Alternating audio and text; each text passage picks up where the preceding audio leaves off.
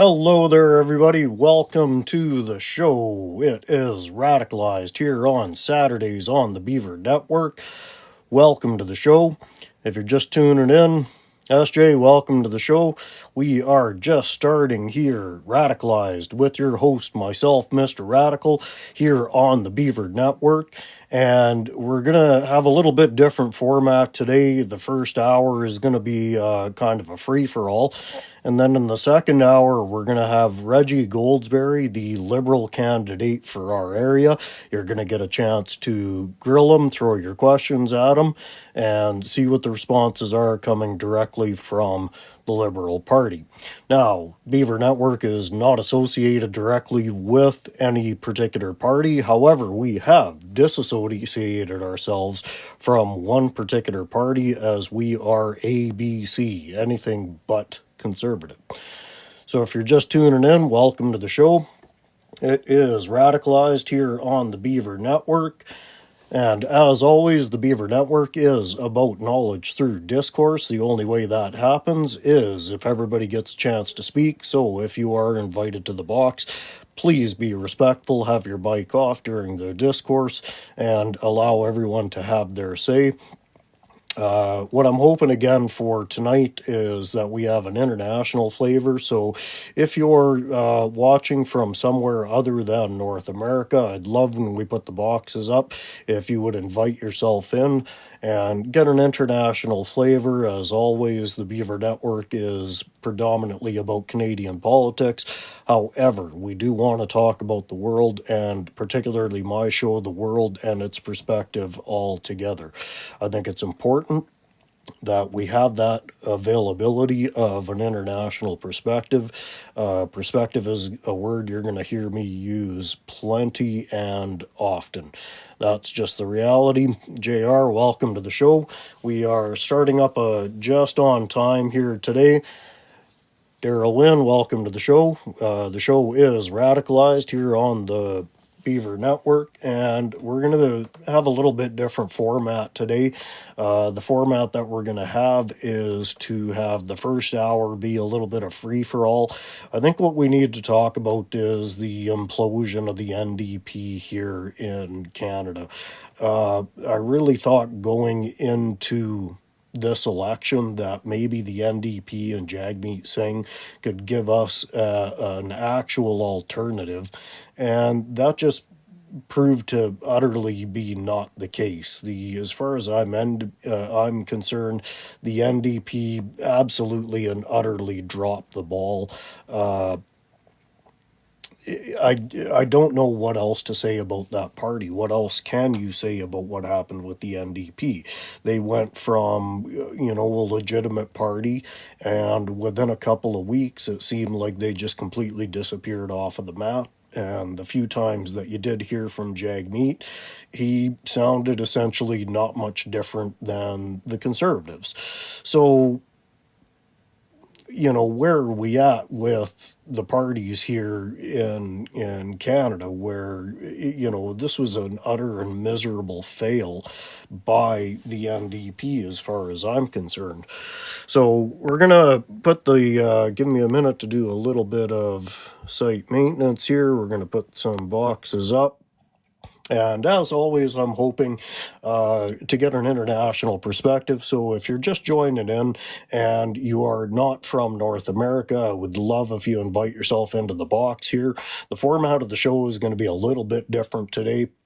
First hour is going to be the typical show, but the second hour we're going to have the Liberal candidate for our area here, Reggie Goldsberry. He's going to come in. You're going to get a chance to chat with him. You're going to get a chance to ask him questions.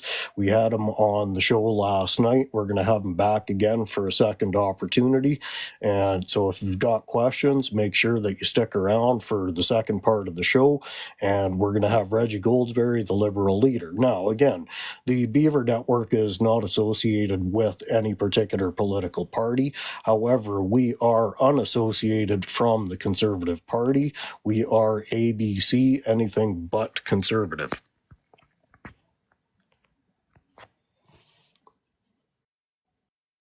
Hey there, Miss Radical. How are you? I'm good, thanks. How are you? Great. We're just starting off the show. I think it's going to be a good one tonight. Pretty exciting. Talking to our Liberal candidate. It's early voting right now. I noticed when I went by our voting area, it was packed. I've talked to friends that have been out and they say it's, an hour to 45-minute wait.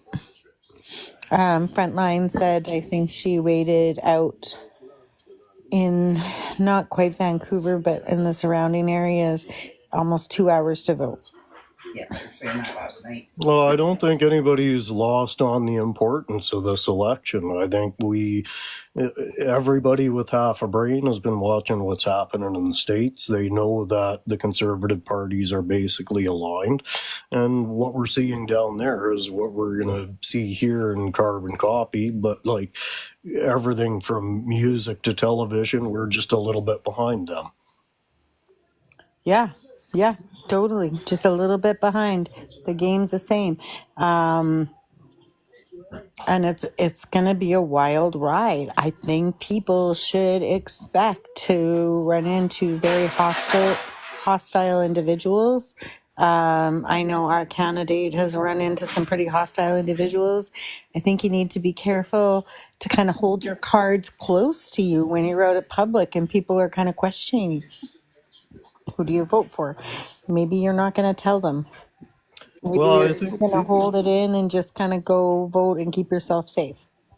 Yeah, and I think right now I think people need to hold things kind of close to their vest because I firmly believe that if people turn out, it will probably go the Liberals' way.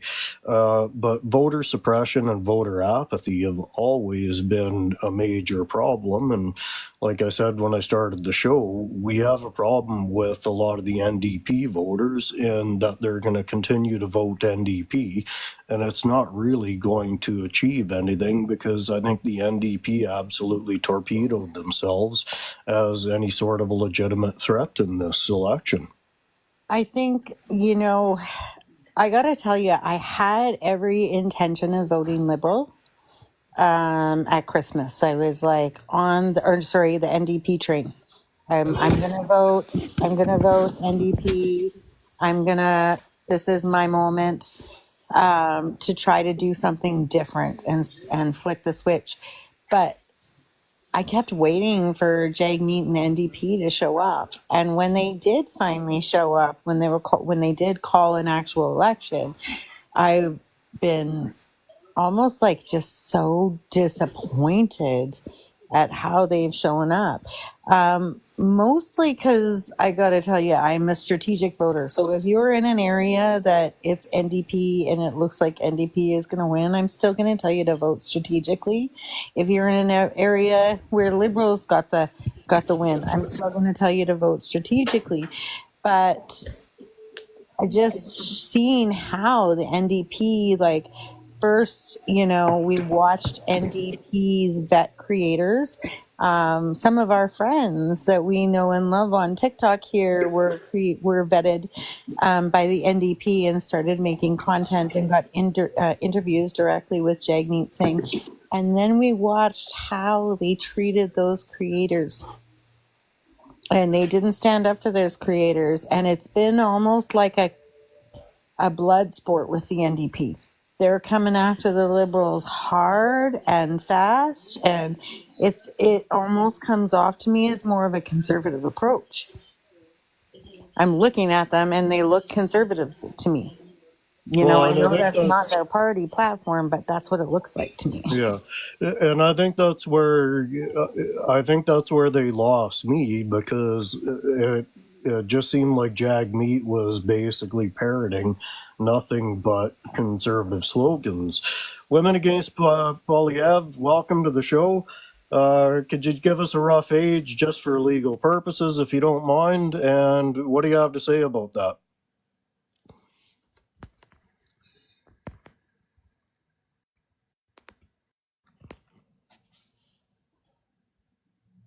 Women Against? Ask your parents before going online. Wildlife adoptions require Sorry, can you hear me? Yeah, there you are. Oh, Got you sorry, now. my apologies. I think my microphone was off. So just a comment and or a question and a couple of comments. I thought you two were married. Like, do you not have these conversations over the dinner table? Sorry, it just struck me as funny when I signed on and you were having your chat. So good for you. But what will we have to talk about here? Well, that's true. That's true. No, I'm just making a little joke. No, just two comments. I guess one about the NDP, because I'm sure I've made it clear I'm a provincial NDPer, but not a federal. But I always liked Jagmeet Singh. I always liked what the NDP did. And where it started turning off for me was last year when Jagmeet started going after Trudeau and the Liberals and taking full credit for the daycare, the pharmacare, the dental care programs. I thought that was really bad, negative politics for him. And it sort of seems to have continued on into the stuff that Mrs. Radical is talking about right now with the creators and the attack ads and the lies, like they're lying. And I found that really surprising because that's not what the NDP inside of me supports, or people that I know who are NDP supporters. So I think maybe their demise, if you will, has come at a good time because that will swing more voters to the Liberals, and we need a Liberal government during this time. And I hope that after the election, they can do whatever soul searching and rebuilding they need to do because they have a huge voice and they're necessary in this country. But man, have they messed this up.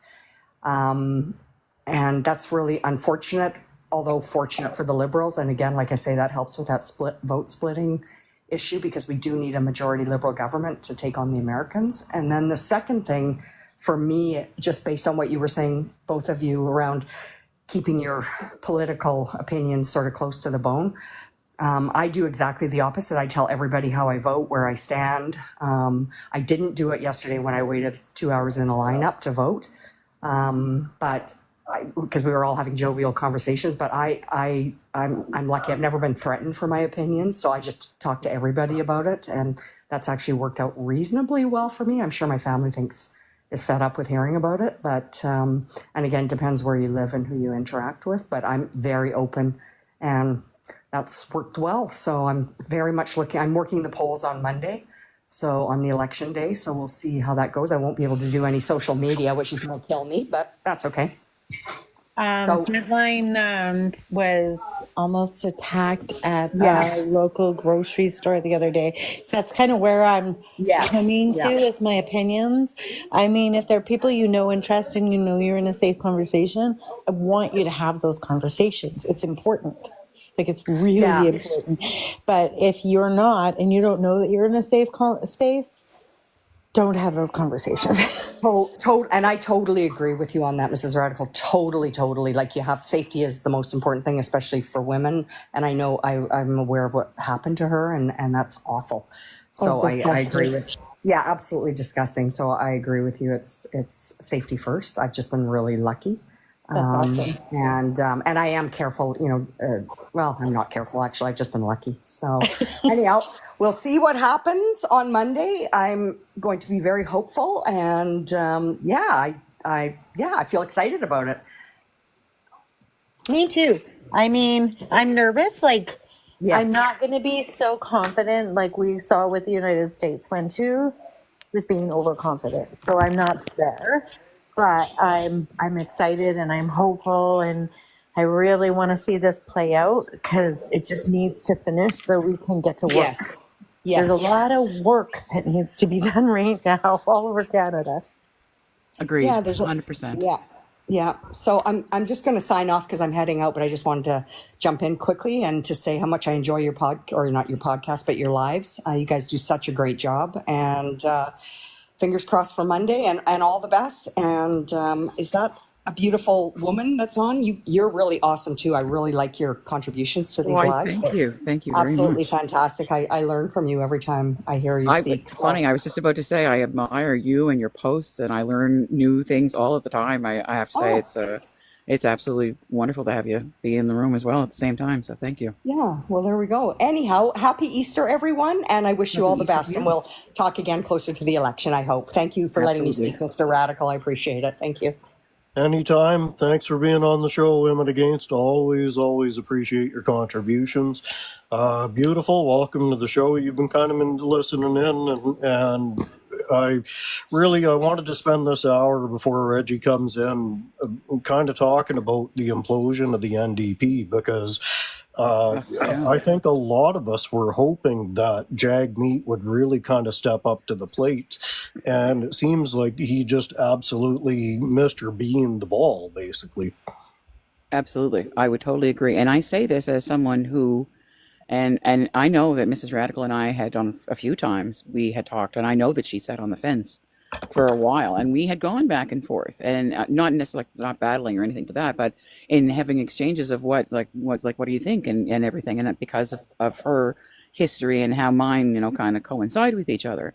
And so my situation is I used to vote for Peter Stauffer, and I think that's a name you probably would recognize, Mrs. Radical, because he was actually the NDP for MP for our area, and I have to say that man honestly helped me in the horrible year that I had. That well, the harpoon decided to just hit my life and kind of blew it up. So yeah, he was an amazing help. I really miss him as an MP. He was a wonderful man, but like an amazing help. But I have to agree when I remember what, and I know it's horrible that we're going to go back to previous leaders, but Jack Layton was a phenom. That man was amazing, and he was so on the ball and had things done and was for the people and was making sure things were getting done. He put people's feet to the fire. And he had a spark side to him, which was great. Like he wasn't like one of these lax guys who sat back and didn't do anything. And unfortunately, with his illness and his unfortunate demise, we got Thomas Mulcair. Well, I thought, okay, yeah, you weren't that bad of a guy, but I didn't find him relatable to new people because again, it was the young people that were getting onto this crest of things. Right now, they're getting into this. Well, now I've got my education. I now have a job. Like now, it's time that next step is have a home, get married, have kids or whatever, or now I have kids and I have to have a home. And I thought, great, so he's going to be fantastic. And he really was in the beginning. I thought, jeepers. And I'm not going to lie. I will very much tell people who I vote for. I did today while I was standing voting. Like, I have no problems. If you want to give me a reason as to why, well, I'll give you reasons as to why I do. That's me. I don't mind. You want to come at me? Well, that's more of a you problem. Anyway, the fact being is that when I see what has happened within the NDP, I'm just sitting here shaking my head and I'm thinking, what the hell happened? Like, what has happened to these guys? Like it's bombed. I honestly don't believe that I mean, you'd have to have a number of people who decided, hey, we're going to have to keep this party, and a massive change comes for him to stay in because I don't see it happening. I really don't. I just don't think that he's really keeping up with the vibe of things, and I think he's kind of dropping the ball. And I'm not too sure if he maintains his seat, if he will be able to maintain his leadership. I think that you're going to see, which I'm hoping. I'm not hoping that, because we know what happened again in those last two elections when two other women were being put in the U.S. We all thought this is what's going to happen, and it didn't. And I don't want to wake up the next morning and have the bottom fall out and think, what the fuck, right? Like, how did this happen? So the thing is that I understand the strategic voting and how that works, but I hope that people, will vote. After that video I posted today of seeing, that I got from Instagram, and this woman standing there with that F. Carney flag going up and down polling, like, I mean, you realize that is actually illegal. That technically is voter interference. And she had her face on that camera while she was videotaping everybody. Now, I don't know what she said. I didn't hear any of the audio, if there was any. But she failed to realize that everybody else has a camera, too. And you know what? They are going to find who you are. And you're going to be in, this is this whole F-A, F-O. And if you know what I mean, you know what I mean. You couldn't get yourself in some serious legal trouble. So. Well, but it's hard to parlay that legal trouble because we've really seen very few repercussions. I mean, even with the convoy at the end of the day, until they started shutting down borders, nothing was happening. Now, I get there was a lot going on behind the scenes, but on a ground level, until they started closing the border, and we had the excuse me, the Americans basically calling us up, going, "Hey, are you guys okay up there?" That we finally did something about it. So, and I think that's where we've kind of emboldened them, because I've always asked the question, if you shut down a border in China or in Russia, what do you think would happen to you? If you just got your bank account frozen, that would be the least of your worries. True. Very true. So Yeah, I'm just going to take a I minute here. don't know. It's kind of, but it is. It's a very slippery slope. You're right, because let's look at the instance of where we turned around and the whole canceled scrum post French leaders debate. You know, again, if you, I imagine you two have seen the exchange that happened on the floor between, that entertainment, there we go, organization and the news reporter. Didn't you And find it terribly expected though? Like, as soon as I knew Rebel Media and True North were in that room, I said, "Let the American Games begin." Like, it's Ezra Levant. Like, what good does he offer Canadians? he doesn't. He has not. And the thing is I don't understand, how did the moderators not know that they had registered as a third party? And meaning that they were actually canvassing for the blue team, and doing things like that. Well, that's a conflict of interest. And so, one, again, I use the term entertainment, which I suppose if that's what you feel, that's, well, good luck to you. But I certainly don't classify them as, in quotes, news, or news media. No. I think it's the television version of the Inquirer. You know what I mean? Like that's Yeah. Oh, that's where I totally. am, right? So I don't know how anybody can take them seriously, but people do. It's okay. They're part of the journalism. Life before, just one moment, please. Welcome to the show, first of all. But could I get your age just for legality purposes, and give us a rough idea of where in the world you're from, please? 56 Ontario. Welcome to the show. You've been listening in. What do you have to say? I think Rebel Media has a right to be there. Okay, go on. And I don't know who to vote for. Maybe I'm going to vote for Pierre. Sounds like you already decided. Not really. I really don't care who wins or who loses. I think it's all the same scam. Oh, so don't. So vote for Pierre. Let True North in, Rebel Media, and the whole government's a scam. The whole voting system's a scam. Yeah, I think you pretty much told us. What, you trust your government? You trust your government? I don't trust you. I don't know you, so I probably trust them more than I trust you. Oh, I'm not the government. I'm just a worker. Right? You're just a person, right? Telling me that the government's bad, but you're not. You don't have any numbers. You don't have any information. You're just somebody behind a screen popping off and spewing out information. Okay, what happens if I vote for Pierre versus what happens if I vote for Carney? What changes? So why don't you tell are me? you observing? No, can I just ask one question? Yep.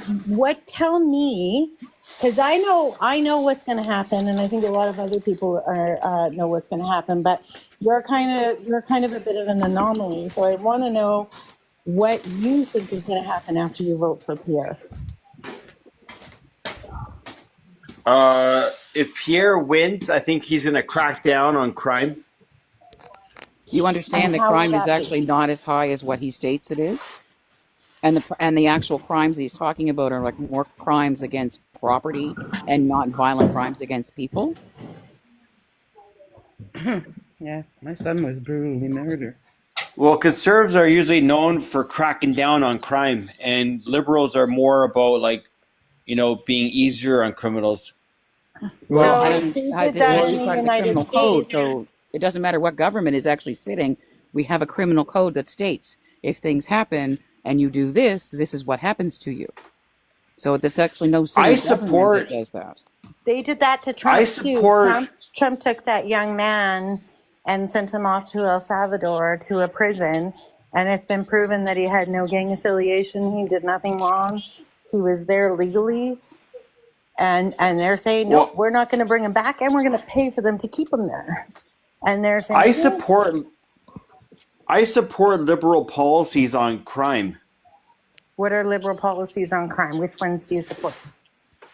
like like bail reform, like making it not taking bail away, um, keeping legal aid available, Mm-hmm. um, got minimum, like keeping sentences low, like giving people a chance to parole and get back into society again.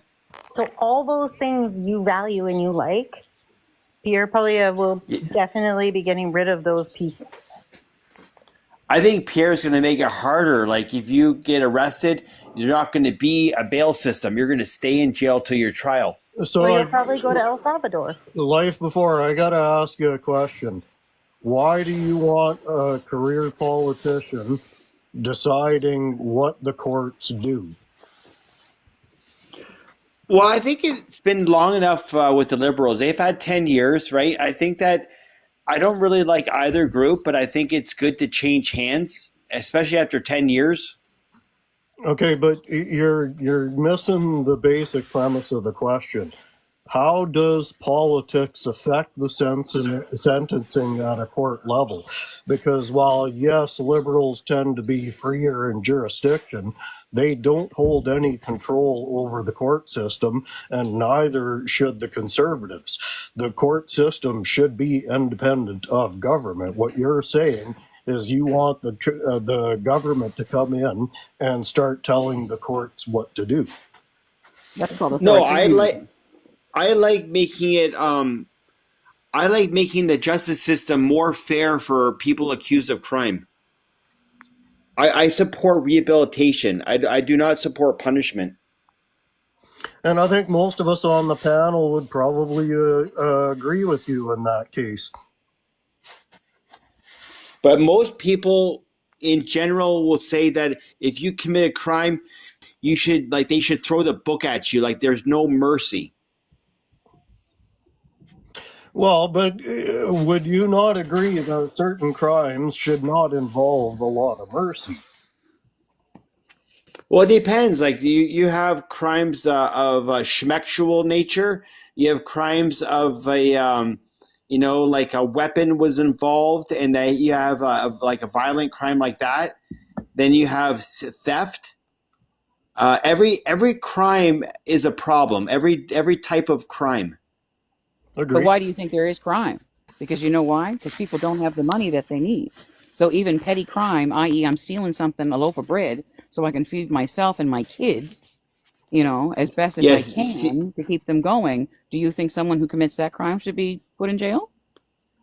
No, like stealing is on the low end, and then as you go up the scales, you get into like armed robbery, right? And that's when a weapon's being introduced, or you Yes. have a schmexual things. Like a lot of times, it could be domestic relationships are having problems, or it could be like a guy's like a really crazy deranged guy where he's like approaching total strangers, right? That's very criminal. But Okay, so like just what you just said right there, a totally deranged person. Now, I'm going to assume that you mean that someone is mentally ill, and I have to tell you well, that there are how many people that sit, unfortunately, in our jails and our prisons, even who do suffer with severe mental illnesses, who shouldn't be there because of the actions that they committed because of their mental illness. Unfortunately, I agree. like schizophrenia is one of those things. And so But do my you my put soft someone in spot jail is because they have that issue? Like, well, you're because I right. unfortunately know That's a someone who concern does have, like, too. I know of, and he was I'm owed, not. he was in jail because he had gotten Yeah. petty theft. But again, the man is a schizophrenic. He was owed on a day pass. Right. He immediately went to a liquor store. He proceeded to become completely inebriated and decided to pick a fight with a gay man here in Halifax. He managed to, Yeah. unfortunately, unalive the man brutally. Now, Well, Again, that would they be have to go to a classified as a hate psychiatric crime jail. because the man was gay. But again, you turn around and we have the person who's mentally ill. So what do we do here? He wasn't in his right mind. He was not taking the medication like he should have been. His pass was not put back, but he should never have been in a jail to begin with. He should have been in a hospital. And there's Yeah, well, there's the difference. they have prison hospitals that they can put him in. Have you been in a prison hospital? Do you know the care that people receive? Not good. Probably No, not they good. don't. They get subpar. It would be poor, like I'm pretty much on the same kind of level as someone who's living in a refugee camp. There's nothing here that they can take care of you. If you are, Well, I if you think are both. unfortunately passing because of cancer, you're getting the bare minimum of treatment. Do you think that someone who's dying of cancer should have the bare minimum of Well, treatment? I think both governments are not helping the criminal justice system become better. I agree. So my point being is that if we actually focus on people and their health, and so that they actually have money for places to live and they can feed themselves properly, and again, a modest home is better than no home. And when you put a person in a home so that they can be productive and that they can, again, provide back to society, this is a good thing, right? Well, this government runs on sink or swim. Like, you got to get out there, you got to get yourself educated, you got to get yourself a career, you got to get yourself hired. Like, a lot of it's up to the individual. It is, but again, we'll take certain groups here within Canada who don't necessarily have that ability. Or we look at people who Right. came to Canada who were coming in under the guise of, hey, they're going to these schools in Ontario. But when you get here, there's no school in Ontario. But we've taken your money Right. anyway. Right? Right? So these are kinds of things, those are crimes that should be looked at. Those are the kinds of issues that Yeah, I really need guess. to be looked at. There is more crime that happens like that than there is onto the violent crime. And I know that violent crime has happened. Again, I live in Nova Scotia. And if you know anything about our area in 2020, the shit hit the fan here. And it was not pretty. And I was affected because I know people that were affected. I know people who lived in those areas. I know the person who was actually standing beside the man when he was finished, when he was no longer breathing. And he was there to witness that. So the violent crime was done by one man. And the violent crime, well, he was no longer going to be walking around, even if he had have survived. So when we see people who do the Yep. violent crimes, they are behind bars. And then one example of someone that he talked about, Mr. Polyev talked about in particular, that did not happen because that person is still behind bars. So, and again, there's someone else who was Well, in I Halifax, don't who was like. based in Halifax, but again, unlike multiple women in Ontario, he's still behind bars. Well, I don't like to see people behind bars unless they did some kind of really violent crime. If it's domestic abuse, like the husband raped his wife, I don't think he should be going to jail forever. You don't. Nope. So what if he gets out, he does a sentence, his wife is no longer around, but he finds somebody else and he does the same thing to her? I have to No, I'm interject. saying, Can I if ask you it's a like low question? level. Can I ask you a What? question? Have you ever, there's an app, oh, we need Joe right now, Joe Morin. Joe Morin, where are you? I really need to know, have you ever taken that test to find out politically where you stand? Where your values and your beliefs lie, like where you lie. It's like a 20-minute test, and it asks you a series of questions, and then it shows you kind of on a map where you land, whether you're more like NDP leaning, liberal leaning, conservative leaning. Would you be willing to do something like that with me? It's not to shame you. I took the same test myself. And I took that test because I thought I was a full-blown liberal. It turns out I'm like closer to conservatism than I am closer to liberalism. Because here's the thing, Life. Before, a lot of the things that you're talking about are out and out liberal ideas. But the trouble is if you vote conservative in Pierre Poilievre, a lot of those ideas that you like are going to get axed and butchered and just taken away. So you have to decide how many of those things you're willing to give up under a conservative government, because that's the first thing. We've known now for 20, 30 years how the conservatives operate, and they're more ruthless now than they used to be. So we know as soon as that they get into government, they're part of the IDU, the same as the Republicans down in America. We know what's coming. They're going to butcher social programs. They are going to dismantle our government. That is ultimately the plan in a bid to privatize. So depending on where you kind of stand on that is going to tell you sort of where you should be voting. And they really want to Well, keep sir, like people in prison for a very long time. Like they really favor kind of that slave piece. yeah, I know. Like I'm more of a liberal, but I think it's time for the government to crack down and do a reset, just like America is doing through a reset. I think Canada needs to shut down and reopen, like you restart your computer. We need to How's shut that down and working then for the start back up. U.S. right now? How is that working for Americans right now? Have you been Well, it's a tapped domino in? effect. Trump started it, and now the whole world is flipping. But are you noticing that people are becoming very angry in the United States because they're losing their pensions that Well, they've we're paid going to into be for in. years? Do you want to This lose is your called the great, pension? Because ma'am. This is called the I don't want to great. lose. No. I don't want to lose my pension. Do you want to lose your pension? I Okay, on that understand, ma'am, but note, this is called the great. This is called the Great Reset. but you're not answering Okay, my question. But now, did you see hang Carney's on, plan for hang on. 130 billion? He's going to bankrupt our country. Yeah. He's going to take your pet. It's already spent. Sorry, say that again, please. Canadian, welcome to the show. Can I get your age and a rough location for you, please, for legal purposes? 38 and BC, and I'm a tax lawyer. And yeah, his plan is 138 billion. He's going to bankrupt your country. And who are you 138 talking billion about? in 4 years. He released his spending plan. Who are you talking about? Carney. Carney. 138 billion. 4 years. You say you were? You said your career. What are you as a career? Tax lawyer? You're a tax lawyer. Yeah. And so I'm just curious. So you think that a doctorate in economics is not someone would have good He's a politician. economic plans? Global elitist. Friends of billionaires. Yes. You mean like And Pierre, Poilievre? hang on, and Pierre Poilievre isn't? He's literally got Loblaws Exactly. lobbyists on his panel. He's not a golden boy, no, but that's his plan. That you can He's play not a, however I'm, you want, but I'm that's sorry, his plan on paper.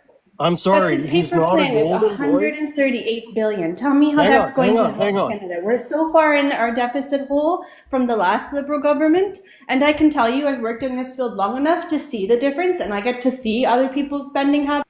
Okay, That's wow. Wow. Thank you. yeah, Thank you. yeah, I'm Yeah. sorry. That's just fucking nonsense. I'm That sorry. is. You can't. You're going to tell me that you're a tax lawyer and you think that the doctorate of economics is going to not know what you're. There's no Yeah, way she's a sure. tax lawyer. There is No, no no, way in a million billion years. no. Okay, so I let her, because everyone that requests up, I'm double checking their profile, and so all of you guys that are following like 7 people and have 36 followers, when I go to your site, that's the first thing I'm going to look at. And if I notice you bad mouthing in the comments, I'm just not going to let you up. So please stop wasting my time. I know that you're paid trolls. I know that you're here first and foremost at the behest of whoever's paying you. I'm not going to let you up to disrupt the flow of the conversation. We're going to go back. Linda, welcome to the show. You haven't had much of a chance to say anything here. Do you want to chime in, please? Right, me? Go ahead and chime in. You've been listening in. What do you have to say, Linda? Well, not much. I just you're the one that brought me up, so I don't know why I was up. I did put down on the message NDP. I watched the debate, I don't know. I always been a liberal all my life. I'm 63, going on 64. But I'm more going for the NDP. I don't want to go liberal no more because I don't know. Our government is really wacko. And then conservative, Pierre Poilievre, I don't trust him. Mark Carney, not even less. So I don't know. I just like the way sing his name, whatever NDP. I Yep, just like the way Jagmeet. he answered and the way he talked, and I don't know. I think he would be a good one. At least he's for the people. Which Yeah, people? I think you'd have some. I think you'd have some conversation about that particular point, but I just want to stop and take a minute to welcome everybody to the show. I am your host, Mr. Radical. The show is Radicalized here on the Beaver Network. Remember, tapping is clapping, sharing is caring, and the format's going to be a little bit different tonight because we have Reggie Goldsberry coming in at 7 o'clock here. Pardon me. The Liberal candidate for our area. You're going to get a chance to talk to him. You're going to get a chance to throw some questions at him. So a little bit different format for tonight. We're going to go maybe an hour and a half with Reggie, and you're going to get a chance to talk to him again. And just remember that although Beaver Network is not associated with any particular political affiliation right now, we have definitely disenfranchised ourselves from the conservative platform. That is without question. Thanks for joining in. Remember, tapping is clapping, sharing is caring. We're about 15, 20 minutes maybe from Reggie coming in. But I want to get back to the original talking point here about what we've seen. Now, Linda, you're all about the NDP, and part Well, of the opening in my show was how I personally felt that the NDP have really kind of dropped the ball in this segment. And based on what we're seeing with the polling numbers, that seems to kind of be the case across the board. So, what was it about that you heard from Jagmeet that stuck out to you? helping homeless, building house, helping the second class people that work, the tax down, secure the border, just about everything. I don't know. For some, I don't know. I was just, I tell you the truth, I'm really not sure. I was going more for that, but I always been a liberal. But now I just don't know anymore. Mm-hmm. I really don't know. Like Well, my son was brutally murdered here in Ottawa, Ontario, and it's 21 years, hasn't been solved. Every time we got to vote, they come to your door. Oh, the crime, this and this, and then I want to speak to someone to help. It's not solved. He was 19 years old. He was in his home. We don't know who or why. Anyway, but they say, oh, yeah, yeah, yeah. And then once they're in, you try to reach them. Well, they're not reachable. mm-hmm. So I don't know who I want to. I don't know anymore. I'm more confused than anything. I think Miss Radical and I have done what a lot of people are doing right now and voting strategically. Obviously, we come off extremely liberal. However, we are not beholden to the Liberal Party by any stretch of the imagination. We would happily have somebody from the NDP on. We would happily have somebody from the Green Party on. We have no problem putting all of our side forward. But like a lot of us, I think we really were looking at the NDP and Jagmeet to kind of grab the bull by the horns, and it seemed like he did anything other than that. Miss Radical, what do you think? I was waiting to hear something different from the NDP than I've heard before. Actually, honestly, they could have told me anything and I would have voted for them. I felt like Jagmeet was less than stellar, spending so much time attacking the Liberals. instead of attacking Pierre Poilievre and the Conservative government for their politics, I think was a grave mistake. I know that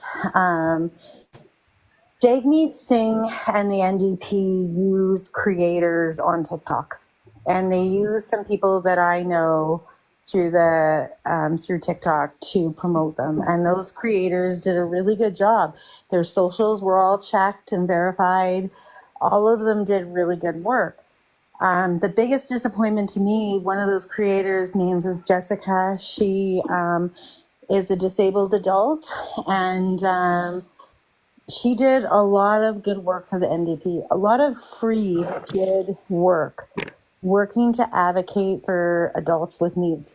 And as soon as she was unavailable by way of having surgery, the Conservatives got a hold of the NDP and told them that they were going to write a hit piece on this individual. Now, instead of backing this individual up, they jumped up and they said, we don't know her. We don't know her. We didn't vet her. She's just a creator. She's a nobody. So to me, that wasn't really for the people, by the people kind of moment. To me, that was not somebody that's going to take care of somebody vulnerable. To me, that was somebody that actually took advantage of somebody vulnerable. Right? Because they knew, the NDP, Jagmeet Singh, the whole group of them knew that that woman had disabilities. Some of the other creators have health issues. And as soon as some kind of hit piece came up on them, they didn't have her back. And then when the other creators found out about this and they signed up to support her in this time, and they stepped back from making content for the NDP started writing hit pieces and sending trolls after all of those creators. They were digging things up in their background from 25 years ago. That's how far they were willing to go back and attack these creators. And these are good creators. And they stepped back to defend somebody that was vulnerable. And the first thing the NDP did was come for them. They didn't let the story just kind of go away and unalive in a really dark corner. What they did was they kept that story going and they kept attacking other creators. We look at JB Politics. JB Politics, like anybody that knows JB, like he is absolutely passionate, and he's passionate about keeping Canada ABC. And Jagmeet and his team came together and they created smartvoting.ca, and that was a way for us all to kind of see the numbers in a different way, so that we could vote in a way that it was ABC. It wasn't against the NDP. It wasn't against the Liberals. It was a way to vote to keep Conservatives out of your area. NDP have done nothing but attack him. This guy works for Jack Layton, the late great Jack Layton, and they're attacking him. They're doxing him. They're coming for him. Like, this is not a party for the people anymore.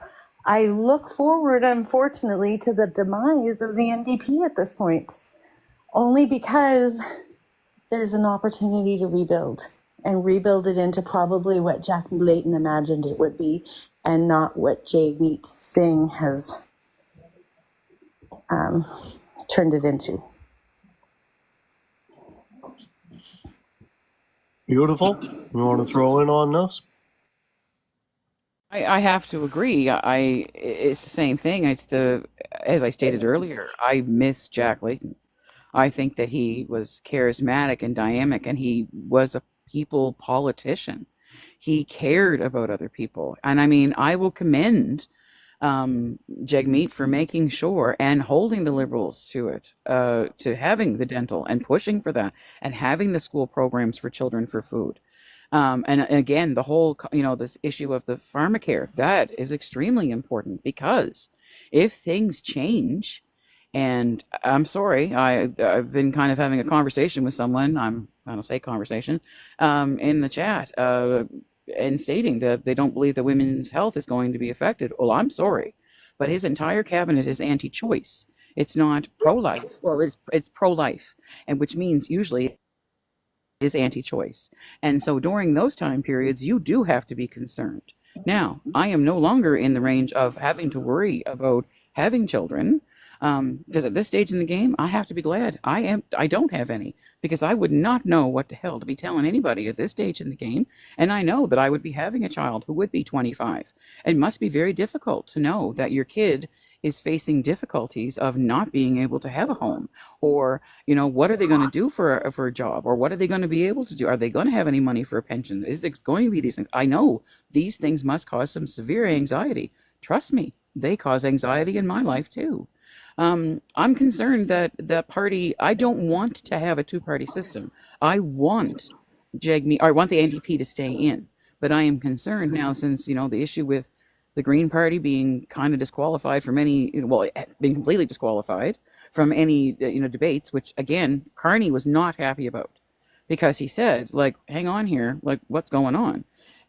So no, we cannot afford in this country to go to a two-party system, even though I get it. NDP has never held a federal, held federal prime ministership. I get that. But I think that we do need to have someone in there to stay, to get them back in, so that they do hold up everybody else accountable. I get it. So many get upset about the bloc being in there. Well, again, the sovereignty of Quebec is how that happened. If you don't like that, I'm sorry, know your history. They have just as much right to be there. And I get it, because again, they only cover one province, but they still have the right to be there because they do represent the province of Quebec. And they do have a very distinctness to them. Again, they do have a Quebec pension plan. They do have these things that are already set up. Alberta is looking to do that too, if it hasn't already been completely done. I don't know if it is or not. I try to avoid that province altogether. Anyway, no offense to anybody, but I have my own issues. But yeah, like I hope that they do maintain, that he maintains his seat, and they do stay in as a party. They have to rebuild though, and he may be on his way out. And I hate to say it, Wab Canoe. There you go, folks. Wab Canoe should be the man they should be pushing to do, because I'll tell you right now, my card, and I am a member of the Federal Liberal Party, my card would be, I'm sorry, I will no longer be voting for you. Wab is my man. I think everything I see about Wob Canoe comes out looking awfully peachy. Like, one of the troubles that I have, and I think it speaks so much to what our political system looks like, the fact that we have so few charismatic leaders. Obviously, Jack Layton was one of those, and in spite of what people want to say, Trudeau was exactly like that as well. But the reality is Charlie Angus, we've seen in the last kind of year, Charlie Angus really starting to come out on the fold. But Charlie's retiring, and there doesn't seem to be a whole lot of youth coming up in the ranks that anybody looks at, with the exception, obviously, of Canoe, that we look at and go, hey, you know what? That is somebody that I can get behind. Stace, welcome to the show.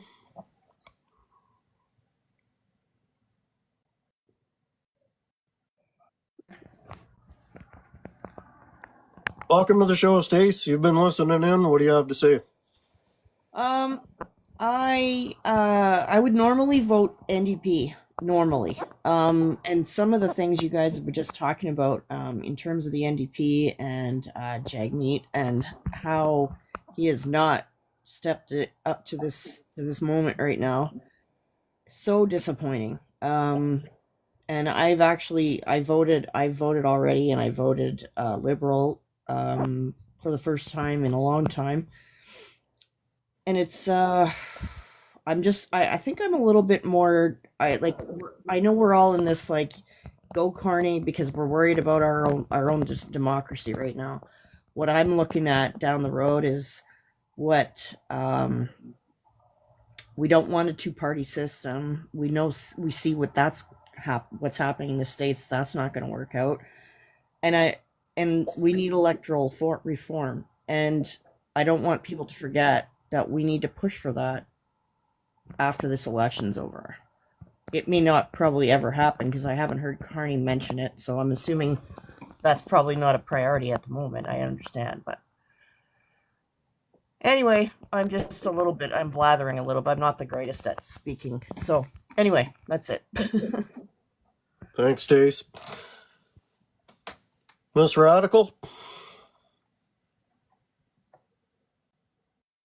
Just listening. I agree a lot with what Beautiful said. I think, like, I don't want to see the demise of the NDP, but I think Jagmeet Singh has had his time. I think he's had his moment. I think leadership actually, honestly, I would have liked to have seen all three parties change leaders this year. I think it would have been beneficial.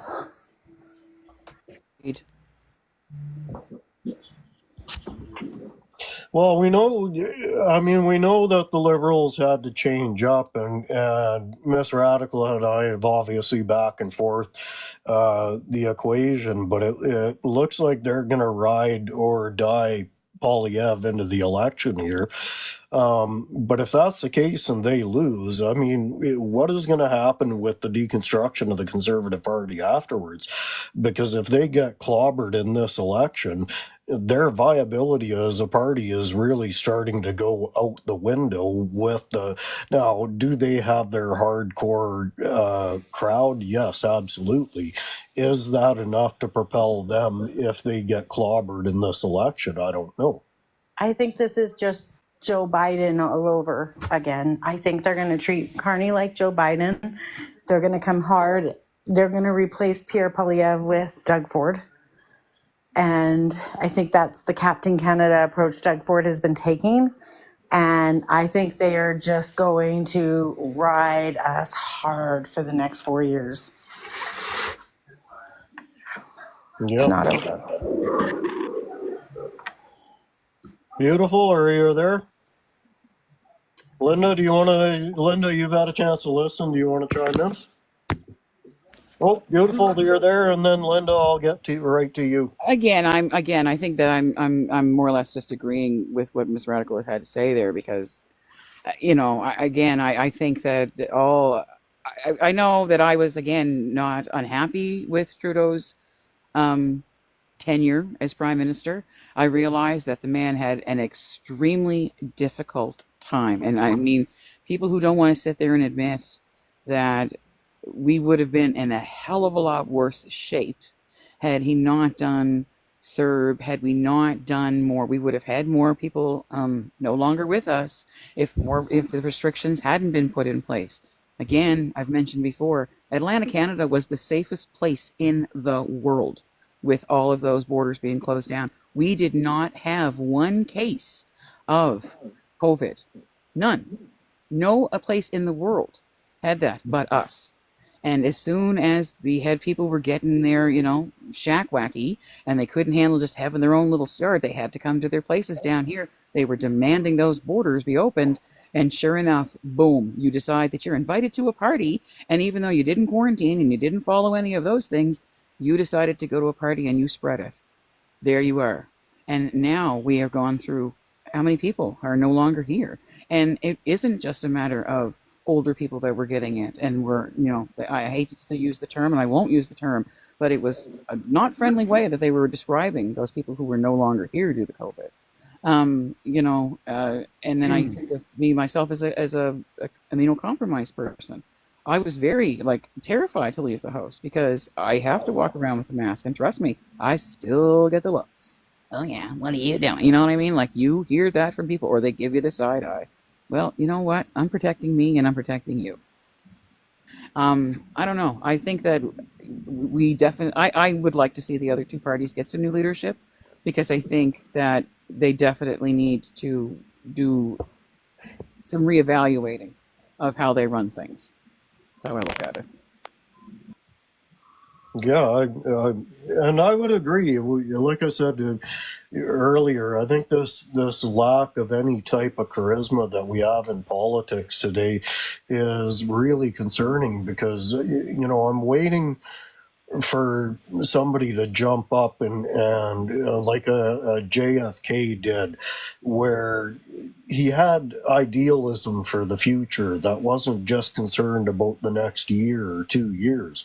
But rarely does anybody speak that way, and it's one of the premises of my show is I want people to look further than the next year or two. Yes, the next coming days obviously important, but humanity itself is a narrow-minded, short-sighted species, and it takes a lot of effort for us to plan anything in advance, and we rarely react to anything until basically our feet are on fire. We were not prepared for COVID. We were not prepared. No one was prepared for COVID because they didn't think it was happening. They didn't think it was going to happen. There wasn't the PPE that was required here. The same thing happened in the US. There were many places that didn't have the PPE that they were supposed to have. And that was governmental responsibility. So let's look who the person was prior to. Well, that was Harper. And again, SARS was, an epidemic, I guess I would use. It wasn't a pandemic, although because it did affect some places, but not in the large numbers that it did. But we saw how dangerous that was, how many people, again, unalived because of it. And, it's one of those things that we really weren't prepared. We were very fortunate that there were not larger numbers of people that contracted that. And, and those who did have it did survive. That was very lucky. But again, I'm a person who is of science and things that I know that had herd immunity been done, we would not have had the cases that we had. And if you'd had to have the cases, it would have been milder. We would not have had the people, filling up the hospitals on respirators and having other people who had other legitimate conditions, i.e. heart conditions, heart attacks. If people who had needed a transplant were on the list, when you are getting an organ, there's a lot of work that is required, and you need an ICU bed because you need to be on round-the-clock care. Rejection is a high thing, and depending on, complications and whatnot, you require a hospital bed. Now, here's the kicker. If that organ came in and the organ was tested to be COVID, or it wasn't tested to be COVID-free, because I know someone who got a kidney that, whatever. Anyway, then if there was no bed for you, what were you going to do, right? Or the person who comes in has had a cardiac arrest and requires a ventilator, but there's no ventilator because the person, has COVID. Now, I'm not saying that there weren't people who did take shots and they still got sick, or they couldn't take shots because of their own health. But had more people had gotten this done, we wouldn't have had the issues that we had. And again, herd immunity works that it actually builds up so that if when the strain changes, you have that resistance. So because it's the same thing as any other immunization, you have a little bit of that put into the system, your body can react to it, and you're going to be able to put defenses of antibodies. That does happen. That's how a vaccine works. So, in my opinion, I think that yes, it should have been, this is for the betterment of everybody, not just for you. But it did work out that it was going to be for the betterment of you too, right? So I know there's always going to be people who couldn't take a vaccine. I get that. But they also make sure that they protected themselves when they went out. Well, I think people need to be paying more attention to things. That's just my opinion. So. Alrighty, folks. Well, it is shortly after 7 here. I have just been notified that my guest has arrived. So if I can get everybody's patience for just a minute, we're going to transfer venues for just a moment here. And we are going to bring Reggie aboard. So bear with me a little bit here.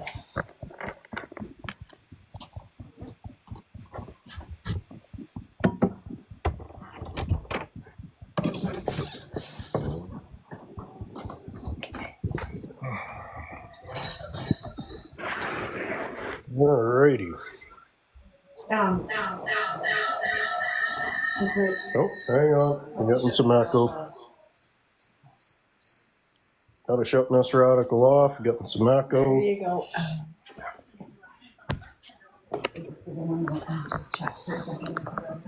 Alrighty, so as I was mentioning, we have as the second part of our night, our local candidate. Hold on 1 second here. Alright, we are back. Hi. And as I mentioned, tonight we have, for the second night in a row, our special guest, Reggie Goldsberry. He is the Liberal candidate for the Kootenay region here. And we had him on last night, but we wanted to have him back again for a second night. We had a good discussion.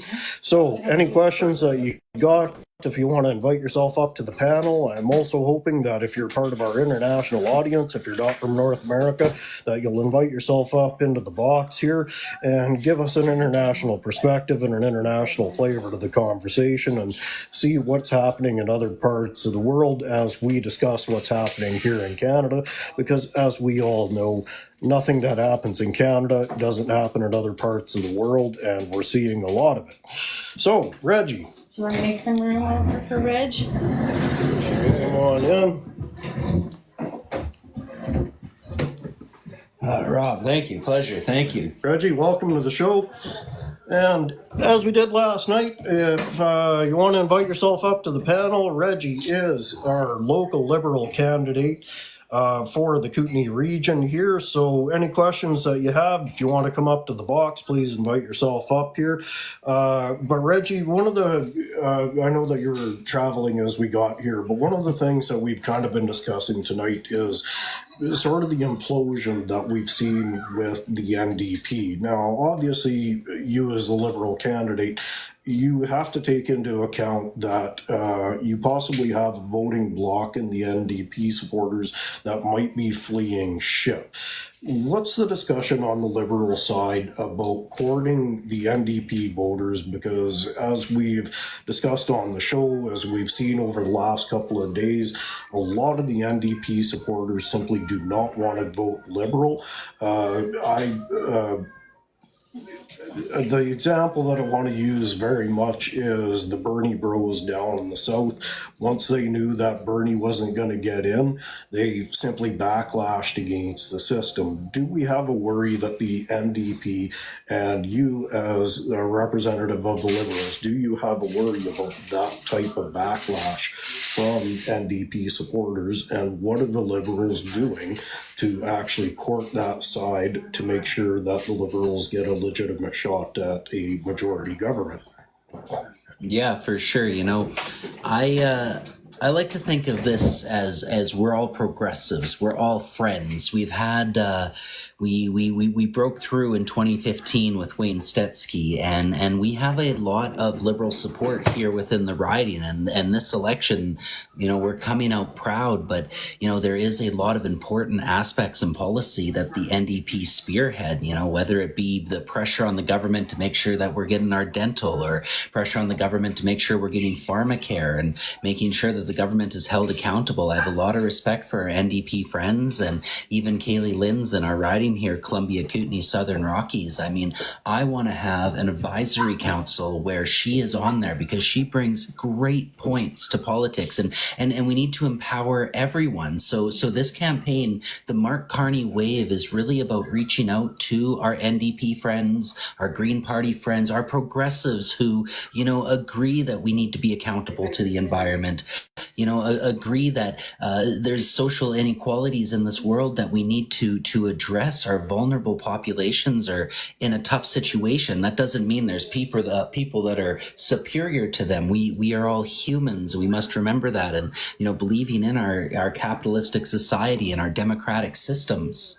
Let's reach out to our progressive friends and talk to them about how important this election is. And when we do talk, we are making great inroads. Our NDP friends, our Liberal friends have been there for our NDP friends. And, you know, the NDP, we need you this time, because this election comes down to two different priorities, you know, or two people ultimately. Do we want Pierre Poilievre or do we want Mark Carney? And Pierre Poilievre is divisive. Pierre Poilievre has a weak stance on the United States. I was in the Lister Valley today, and I was shocked by the amount of people I met who want to be annexed by the United States, and they told me they're voting conservative. When you have 20% of the conservative bloc within your party wanting to separate, how are you going to stand strong against Donald Trump? We need a negotiator. We do not need a career politician, and we must be hard. So we're reaching out to our NDP friends and our progressive friends and understanding that this is the time we must vote Liberal. Let's get you to the table. Let's get you on the advisory councils. Let's get your leaders into the right positions. And I'm the right MP to do that, because when I'm the member of Parliament, I want to open up the doors and make it where it's not just Liberals. I want to make it where the NDP are there and passionate people who should be in politics have their voice. We're going to make communication better where Ottawa doesn't seem like it's so far away. We're going to have a centralized portal so, you can know all the grants and entitlements that you have, whether you're a senior or a family or, a nonprofit or a small business. There's so many grants out there, but we don't know about them.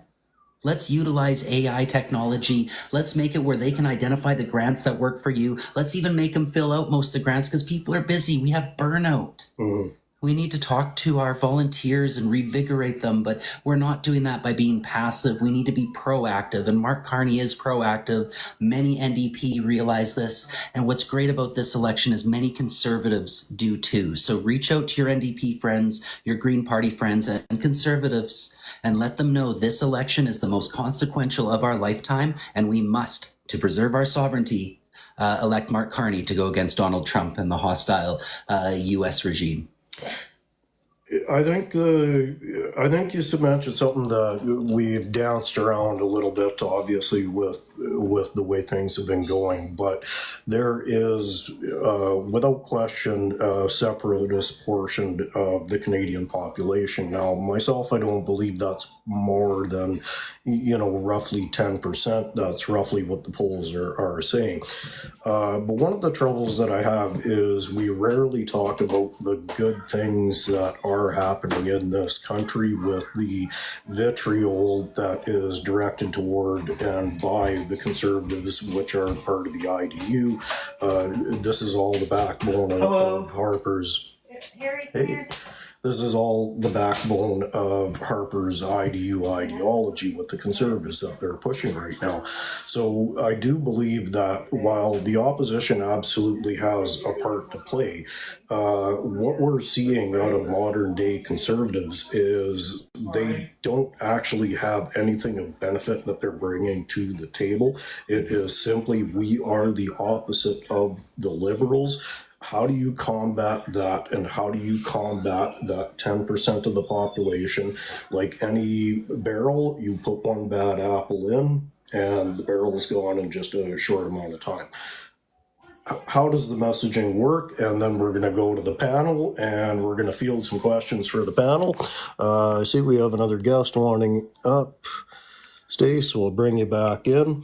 So if you want to field that question, if you want to break it down, it's a little bit of a complicated question, but I think twofold. There's absolutely a separatist portion of the Canadian population, and how do we combat the negative messaging that seems to be the Conservatives' only platform? Yeah, you're completely right on that. That if you look at both the debates that happened at the federal level, the French and the English one, Pierre Poilievre focuses exclusively on for the last 10 years. Let's look backwards. And Mark Carney, he's got a vision for the future. This is what the country is going to be in 10 years, and we have to prepare ourselves because we're going to be having some tough conversations about how we're going to grow, these great institutions that make us Canadian. We do need to be talking about things about climate change. We do need to be talking about things about universal basic income, or the powers that, or where the power is going to come from for our electrical revolution that's happening at this level. We need to be having these conversations looking forward. And Pierre Poilievre is so focused on, Justin Trudeau did this and the Liberals are that, and you haven't changed. I loved the response of Justin Trudeau's not here. And it's so true because, in a sense, Justin Trudeau at least had a couple jobs, but he's a politician. Pierre Poilievre, he's a politician. Mark Carney, He is an economist, a global banker who understands money and has steered through trouble before, crisis before, like the '08 recession, the largest modern recession of our time, making it where Canada was the strongest G7 country, made it where Brexit and the absolute disaster that was from separating from the EU and the European and the United Kingdom. Yeah. I mean, the facts of Yeah. what he learned in there and those relationships that he forged, bring that back to Canada. He's using that to be a strong stance against the United States. Absolutely. Now we have 10% of our population that works out to over 20% of the Conservatives because they're voting Conservative on the hope that, Pierre Poilievre is going to work a deal with Trump. We just sign our dignity away, our Canadian sovereignty. And that's why we're really growing this movement. So how we deal with those exact populations is we fight hard against it. They're going to join the Conservatives. The Conservatives are going to be weak in their response because how do you ignore, 1/5 of the people, 2/10 of the people within your party say, oh, actually, we don't want to listen to you. In the back doors, people are having these conversations. And the Liberal Party, wholeheartedly, we are standing up for Canada in our back rooms. We are going to go hard. We're going to leverage our critical minerals, which come out of Trail Smelter, and we're going to grow them too. We're going to leverage our oil coming out of Alberta. Danielle Smith is a problem. She's going to be a real divide and conquer. And we're going to leverage our electricity coming out of Ontario. We are going to fight wholeheartedly. We're going to make it where we diversify our economy off America. And we're going to make our largest economy or our largest trading partner explode. And our largest trading partner are Canadians. Absolutely. What we need to do is tear down the barriers, the interprovincial trade. We need to understand where the labor can come in. We still need to protect the small businesses, the ones that make it where, big, powerful Alberta beef, can come in and take over the whole market here. We do need to protect small businesses. That's why there hasn't been a free trade agreement. But realistically, once we open up this market and have free trade across Canada, we are going to be making it where Canadians each family has thousands of more dollars each year. We are going to grow. We're going to go into Europe. We're going to go into Asia, but we're going to fight for Canada. When we can't rely on our United States partner because they're hostile, we have an emergency where less than 1% of fentanyl comes into the United States from Canada, yet that's enough to throw out the CUSMA agreement, NAFTA 2.0. We need to diversify what we're doing, and we are with Mark Carney. Pierre Poilievre is looking back. 10 years ago, everything was here. Well, we changed that. Divisive things. I support the carbon tax, yet it was getting divisive because it was affecting people directly in their pocketbooks where they could see. There's other things that we can do, like incentives to make it where we can build a bank account. And if you want to replace the windows in your house, you can directly withdraw from that rather than receiving a check every few months. There's other incentives and ways we can achieve what we want. So let's get rid of the division. Justin Trudeau was division. Carbon tax was division. And that takes away, as we're talking about here, because the Conservatives aren't telling us what they're going to do 10 years in the future. They want you to focus on the back. But, what are they going to do? We took away a huge part of their platform. But here at the Liberal Party, we are talking about the things we need to be talking about. 1/5 of the country or 1/5 of the Conservatives and 1/10 of the country want to separate, those actions are strong. So how we fight it is with information, standing up for Canadian, standing up for what we believe in, and we're going to see that in this election. We're drawing in the progressives. We're drawing in the Conservatives. We're going to win with a wave and do great things like electoral reform, which I can see having proportional representation in the Senate instead of being appointed by the government in power. I see it where we're going to work towards uniting our social systems together and have a universal basic income. But there needs to be measurable. There needs to be outcomes, and we can't just spend money. We need to get that under control. And how we do that is through efficiencies, by streamlining things, streamlining the processes of labor. There's so many ideas I have. So thank you for this opportunity to talk about them, because I reject the people that want to leave or join the United States. We're going to fight hard, and we're going to do it Canadian. Go Canada. On that part, I couldn't agree more. If you're talking about separating from this country, I don't think that you have a very clinical evaluation of what this country has done for you. Now, I understand that there's certainly a lot of things to work out. There are things that we need to redress. Treaty, I'm sure that you could cover some of that ground. But I absolutely believe that if you are fundamentally looking to leave Canada, it is because you simply do not understand how comfortable your life actually is here, barring obviously some of the problems that we've been dealing with in the last few years. But I want to throw it out there to the panel. I'll start, Treaty Bird, maybe we'll welcome you to the show as one of our Beaver contributors, as always. Glad to have you. Maybe we'll start with you and kind of go from the bottom up. And what questions do you want to throw at Reggie here? Well, good evening, everybody. Nice to see you. Nice to see you again, Reggie. I'm glad you brought up Danielle Smith. I live in Alberta, and there is a big movement here, you know, especially because I live rurally. So like, even the rural Albertans don't trust their own municipal governments. I walked into a kind of a gathering of the quite far right leaning folks because they were opposing land back. And I wanted to go in and see what these people had to say. And there was like 125 people in this room. And when I walked in, they were actually talking about overthrowing the municipal government here. I was just like, wow. But again, this whole separatist movement came up and talk about, and they have also this fear of land back. They think we're coming for their land, and they also are thinking we want their kids to feel guilty for the past. And I said to them all, like, I spoke to this group. I'm a public speaker, but my heart was in my throat and I was shaking because I was scared. But, you know, I said, how ironic that you think we're coming for your land and your kids. But what I also took away from that was, like, there's many of them approached me and they're like, oh, we're separatists, but we're going to make sure you people have your rights. And I'm curious about how the Liberal government, when you're elected, is going to address these sovereignty movements in Alberta and Saskatchewan. I question the constitutionality of Alberta and Saskatchewan Sovereignty Act. That I know here it's called the Sovereignty Act. I can't remember what it's called. Or is the Alberta First Act? No, is it the Saskatchewan First Act? Whatever, it doesn't really matter. But they both provinces have tabled and passed legislation to separate or to be sovereign nations. And I don't think it's constitutional, and it's a direct violation of treaty rights. It's a direct violation of Indigenous Section 35 rights. And I didn't see much movement from the Trudeau Liberals when this happened. And I'm curious about if you know, and I know you can't give away the farm, right? You don't want to tell all the secrets before we get you guys voted in, but is there a plan to address this and to try to reunite our country?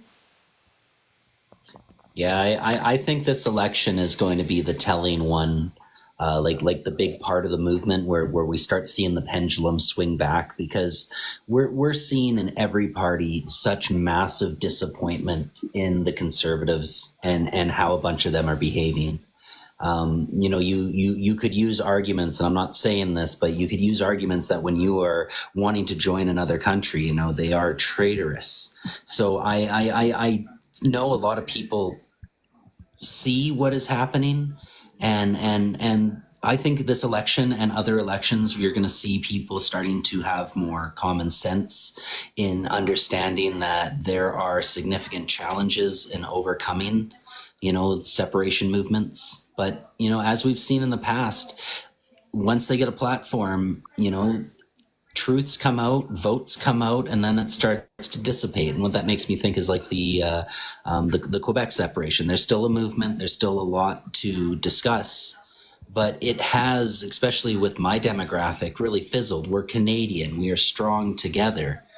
And so I like to think that this election is really going to show that we are united as Canada. And if Alberta and Saskatchewan do want to have talks of separation, that the people do put them in their place. Most people I know from Alberta particularly do not support separation, even though they would vote Conservative in this federal election. So I maybe we can have these conversations. I'm all about discussion, because how I deal with issues when they come up is I use more information like how you combat misinformation and disinformation, because a lot of this stuff is shared on social media, and there's no real fact check to it. You have to do your own research, and I think that's where the MP comes in, because I don't have much more knowledge than probably most people on this panel or call. I just have to do the research and be on top of it. So when there is something coming out, I would challenge them and show them that we are much stronger as a country,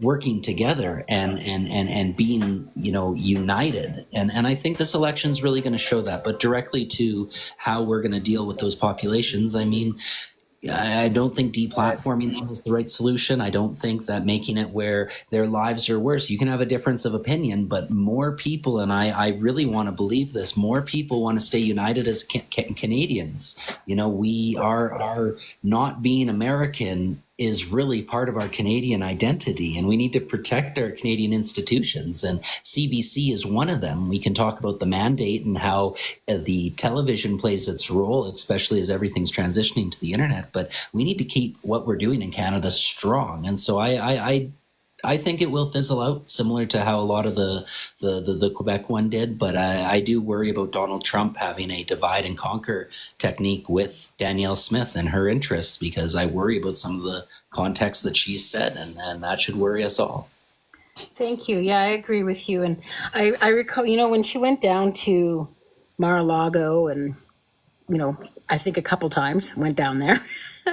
We saw the rhetoric on social media. Like, she's a traitor. Her behavior was like she's committing sedition, and we didn't see any action coming from it. And I get how challenging it is to balance this issue, because it's very challenging if Albertans were to get their backs up, because if the feds were seen to be, perceived to attack her. So, but I'm just, I feel like she is one of the greatest threats to our sovereignty. And especially from an Indigenous perspective, she's the greatest threat to our treaty. But thank you very much, Reggie. Yeah, and just to follow up on that with the Alberta Sovereignty Act, with the treaty agreements that we have with the Indigenous, the right holders of this land, things like that need to be brought to the leaders and discussed with. And as my research that I know, and I'd like to learn more for sure, that was insufficient when creating the Alberta Sovereignty Act, and definitely needs to be addressed. Definitely. So I just want a quick plug here. If you're just joining us, welcome to the show. I am your host, Mr. Radical. This is Radicalized, Saturdays, 6 o'clock Mountain, 8 o'clock Eastern, here on the Beaver Network. If you're just joining us in, we have Reggie Goldsberry, the Liberal candidate for the Kootenay East region. If you'd like to invite yourself up to the box and ask Reggie any questions, please do so now. So Stace, lost you there, Stace. So, beautiful, you're next. Have you got a question for Reggie here? Well, Reggie, I guess my question is for you. Again, I'm from Atlantic Canada, from Nova Scotia. So unfortunately, I will not be voting for you, but I have to say I'm very impressed with what I'm hearing from you. I definitely appreciate the fact that you're not trying to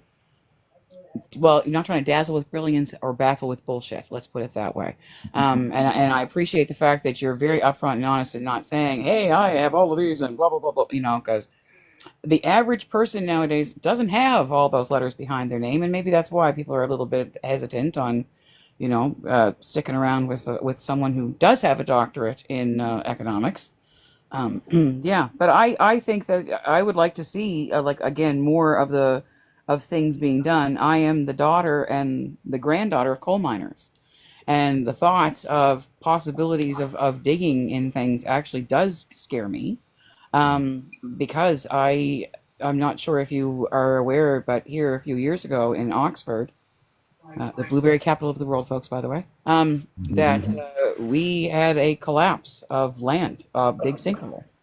And in trying to, decipher of what happened, I remember that back in New Brunswick previously, and yes, it was a Liberal government that allowed it to happen, but they did a lot of fracking, and they found out that it was causing a lot of problems. Now, there was no fracking that was done in the area, but land shifts all the time.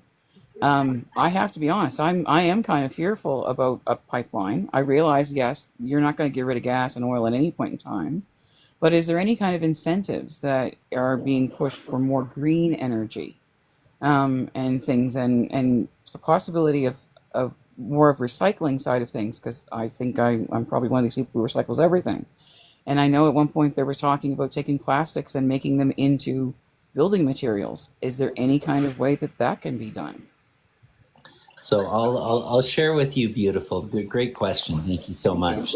I've I'm a dreamer. I'm a visionary, and with visionaries, you can have visions that are very hard to work towards, and then hard work doesn't scare me, but there are certain realities that make it challenging. But I'd like to share with you something for our region, particularly that addresses, you know, this forward thinking attitude that we need, because we do need to ship our resources across Canada. You know, oil and gas, particularly. We should have done it 20 years ago, but you know, we didn't have strong political will back then.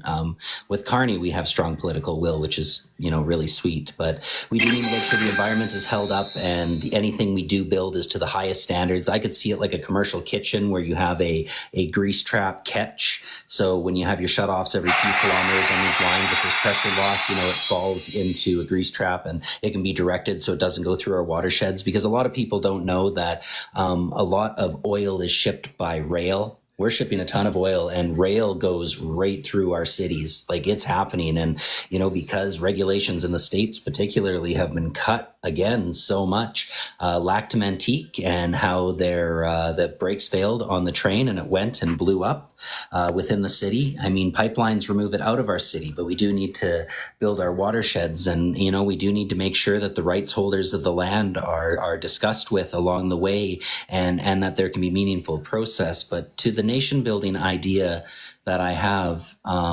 in our area, we have Cranbrook, Invermere, Golden, Revelstoke, you know, New Denver, Nelson, Creston, and back to Cranbrook. It's a beautiful loop, and that's a train system that we have without having to upgrade the infrastructure, which, you know, CPKC has already said they're looking into, as far as I've been told, electrifying their lines. But you can have different electric trams, and I envision two going each direction all day. So if a senior needs to get into town who's along the tracks, like where I live in the Harriet Proctor Sunshine Bay area out on Kootenay Lake, you know, they can make it into town, you know, say they don't have a car or they don't have a way to get into town because it takes 30-40 minutes to get into town. With this reliability of the train and knowing when they're doing it, they can make the doctor's appointments, they can get into town for groceries, kids can make it to school, but we do it all around. So we grow that so well. What we need is a bill put towards the government, making it where the train companies will work with us, because they have no interest. They only care about making money. But as an asset of Canada, which we're not going to lose, we're going to make sure that we grow it. So every community here is spending tens of millions of dollars on garbage and recycling. We need to make this process simple. We'll have a centralized garbage, a refuse and recycling center where all garbage from the riding along this track will be shipped there. We properly extract all the resources that can come out of the garbage, and then we properly dispose of it. And we make this system so efficient. We grow it across Canada. Say have one in Kitimat, have one in Saskatchewan, one in Ontario, one in Quebec, one for the Maritimes. And we make our garbage and recycling so efficient within our country that we can import garbage from other countries, extract the resources and the value that's within that garbage, dispose of it properly, and because there's such demand for buying garbage in this world, the countries pay a lot of money for this. We make it where we provide work and we can get a lot of income that can support the social systems that we have, because we have a lot of vulnerable populations that are on our social systems. So when you're under Pierre Poilievre and this unnecessary spending that we need to cut, that's a very dangerous word, because people here, even on this call, are probably using services that very much benefit their families or their seniors or our structure. We're going to eventually evolve a lot of these systems too, but we need smart minds in government. So this is a nation beautiful. This is a nation building idea to address power, to address public transportation. We need to be bringing this up all over the country of different ideas. You know, harnessing energy from the sun will be a big one. Windmills have challenges just with recycling and the life of mills and We could even have discussions around nuclear, but they're complex because we have to look at the long term. Humans do struggle to look at things in a very long term, but we do need to get sustainable. I did a research project that I graduated on to get my bachelor's of business administration. It's called Sustainable Kootenai Columbia. There's 200 calls to action in there for sustainable economic, environmental, and social sustainability that we need directly in our region. I'll just finish with Calgary has one alderman for pretty much 100,000 people. The loop of this train is about 100,000 people, yet we have 3 regional districts, 6 or 7 chamber of commerce. We have multiple regional directors. We have multiple, municipal mayors and councillors, and there's so much duplication of effort. We need to lobby the government as a group, as a bloc, and make sure that we're bringing benefit to our whole region. So these are nation-building ideas to work towards the sustainability that we so desperately need. Outstanding. Wadeness, welcome to the show. Can I get your age for legal purposes? And have you got a question for Reggie? Hey, sorry. Am I here? Hello? Yeah.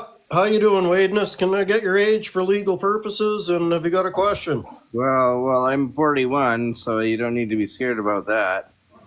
I live in Alberta here. I just wanna quickly check this guy here. Really quick here.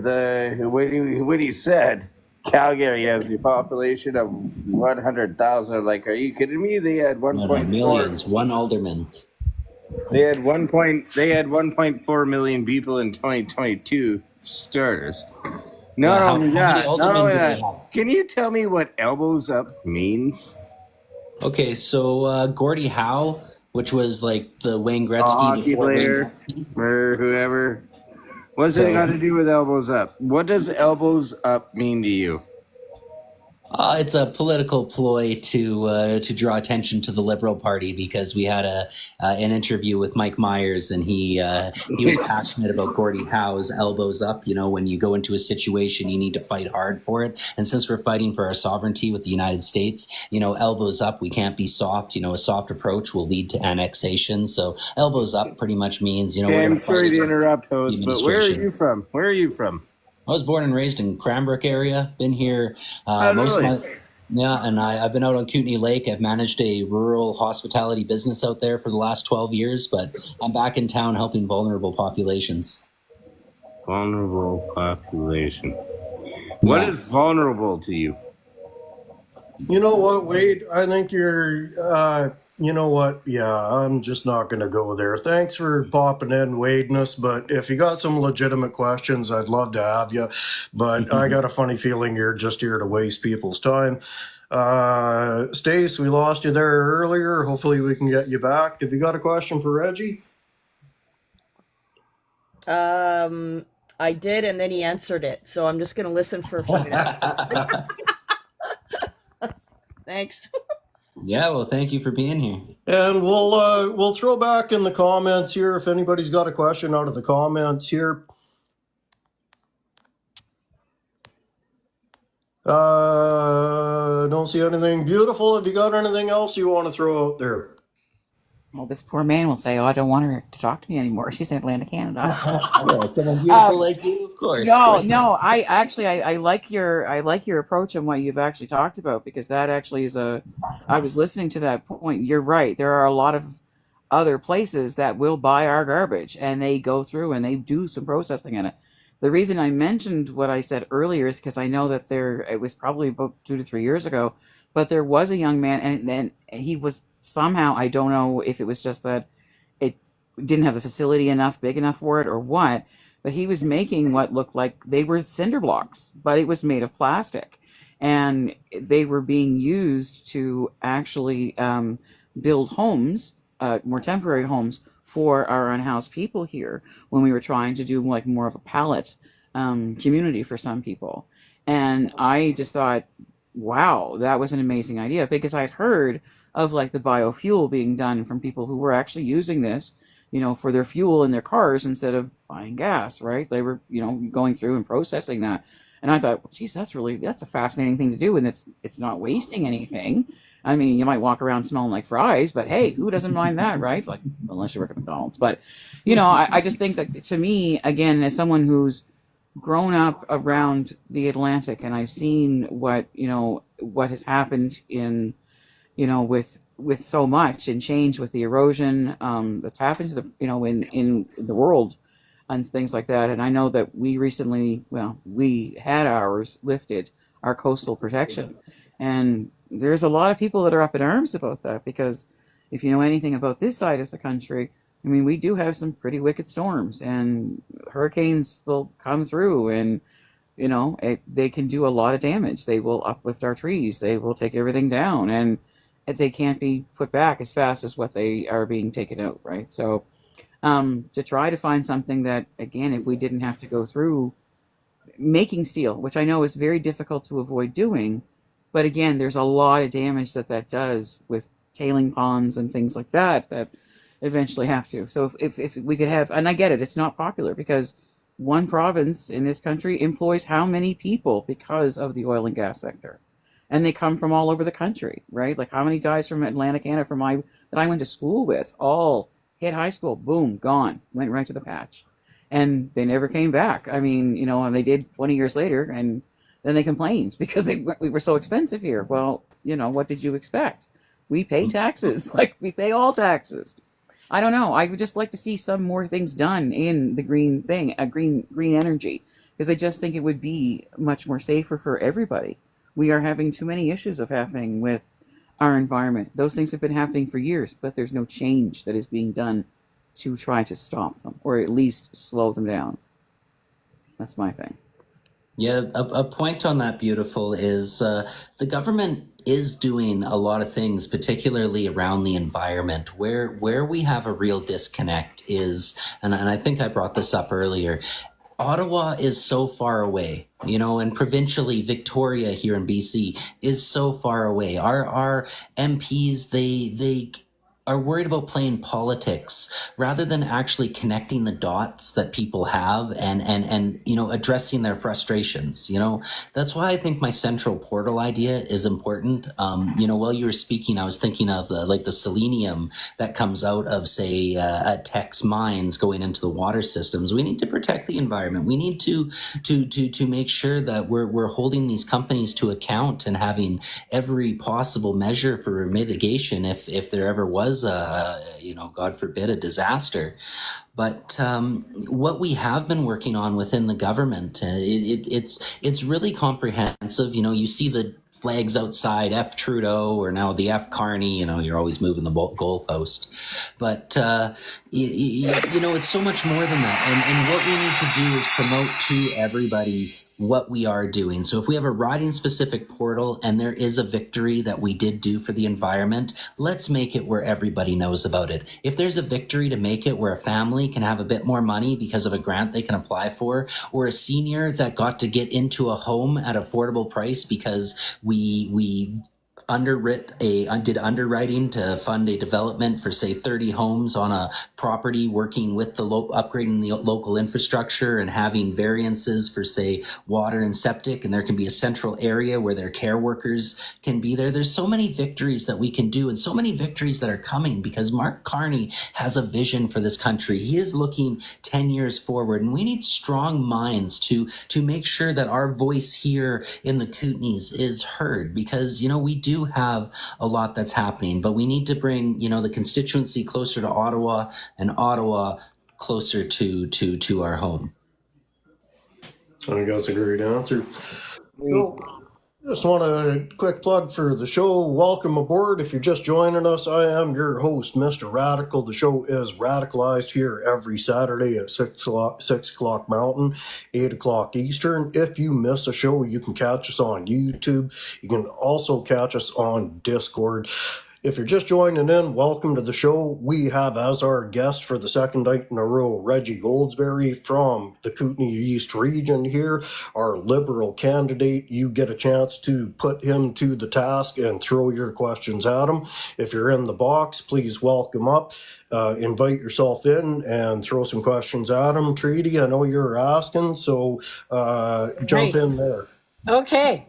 Now, when I was at convention, last, I spoke with Mark Miller, and I have an idea that I really would like to see the government explore, because I'll give you the background. So the provinces, you know, the Natural Resources Transfer Act of 1930 gives a management of natural resources to the provinces. And the provinces fail to uphold their end of the deal when it comes to the duty to consult. Alberta has outright said they will not support the UNDEC Act, and they do not want to pursue any type of reconciliation. So I suggested that we put terms and conditions in transfer payments that obligate the provinces to demonstrate how they're achieving reconciliation, meeting the action measures that come out of the UNDEC Act. Because there's 134 action measures. I don't know if you know all about all of them, but I'm working on one of them with the Canada Energy Regulator. But anyway, so it would just be really nice to be able to tie their hands a little bit to some of this and make them commit to, you know, what is a real national issue here. And the provinces fail to uphold their end of the deal. They let us down every single time we turn around, especially these prairie provinces. And, you know, I had more hope in BC, but I've worked for BC First Nation, and even in BC, they are failing to uphold their own UNDEC Act. So just something to consider. I don't want to lose sight of it, because I really think it's a good way to hold the province's feet to the fire.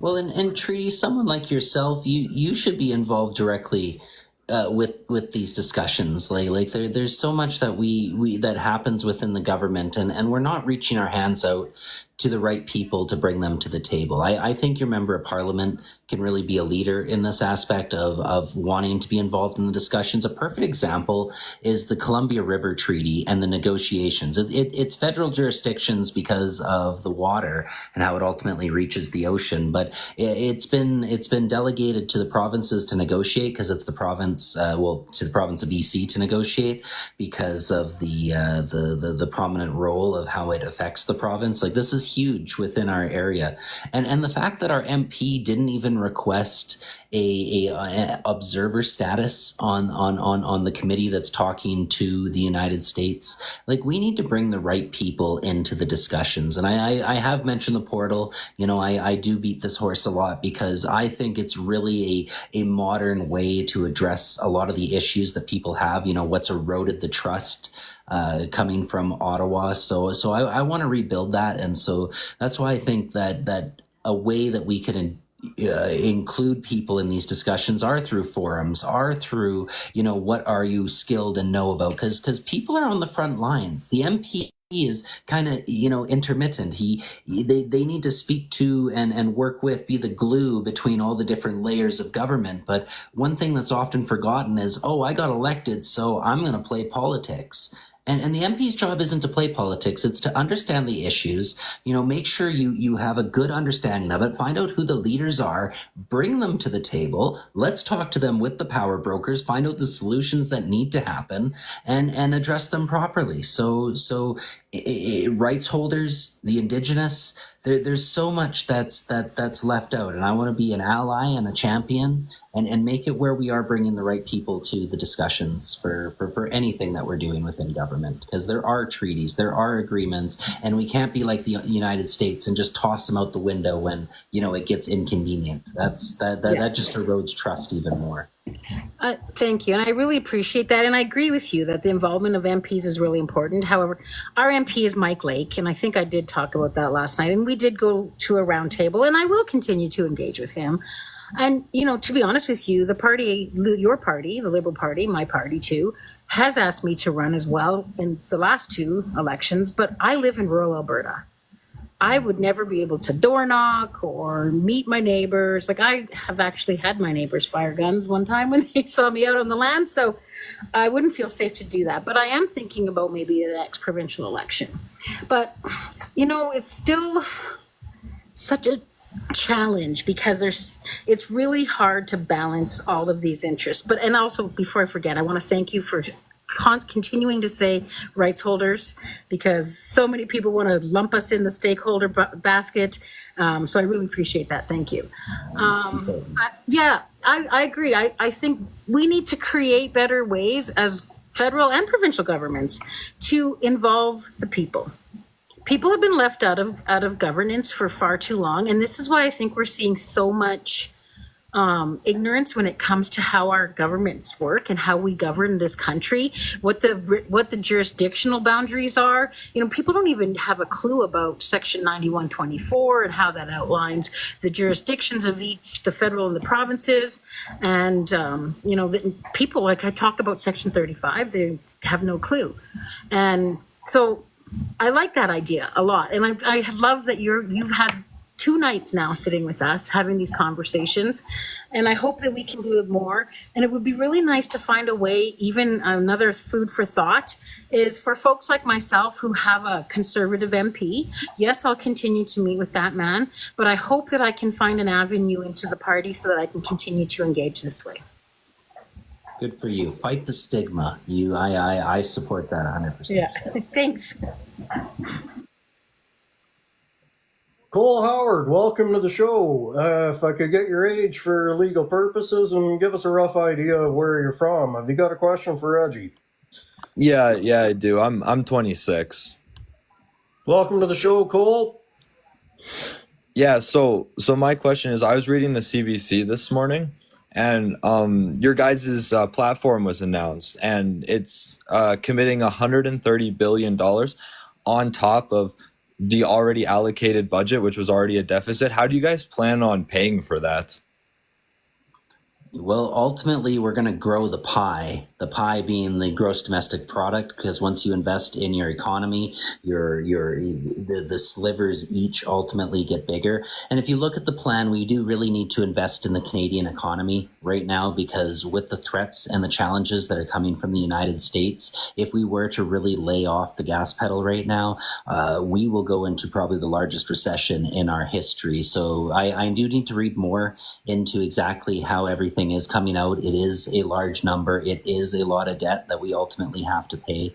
But we do need to understand that we need to invest in the businesses, small and medium businesses particularly, that are going to be affected.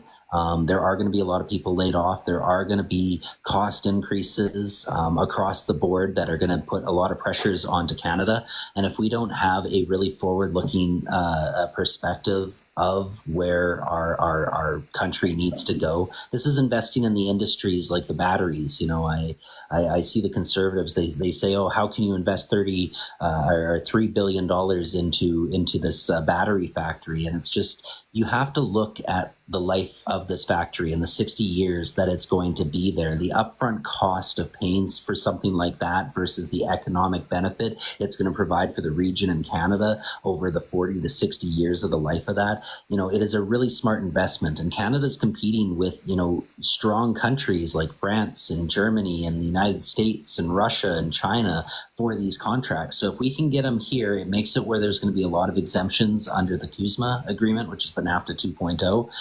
Again, the United States doesn't like playing fair, but I hear your sentiment about how it is a lot of money, Cole, because, you know, I have managed for many years a rural hospitality business, and we have to live within our means. You overspend, you know, it's very costly and hard to hold on to. So I can definitely understand how that's a concern. We do have to look at standing up for our country right now and making sure the damage that is expected from the power of the United States, because as Trudeau Sr. said, it's like being a mouse sleeping beside the elephant, and, you know, the elephant's starting to turn, and, you know, that mouse is...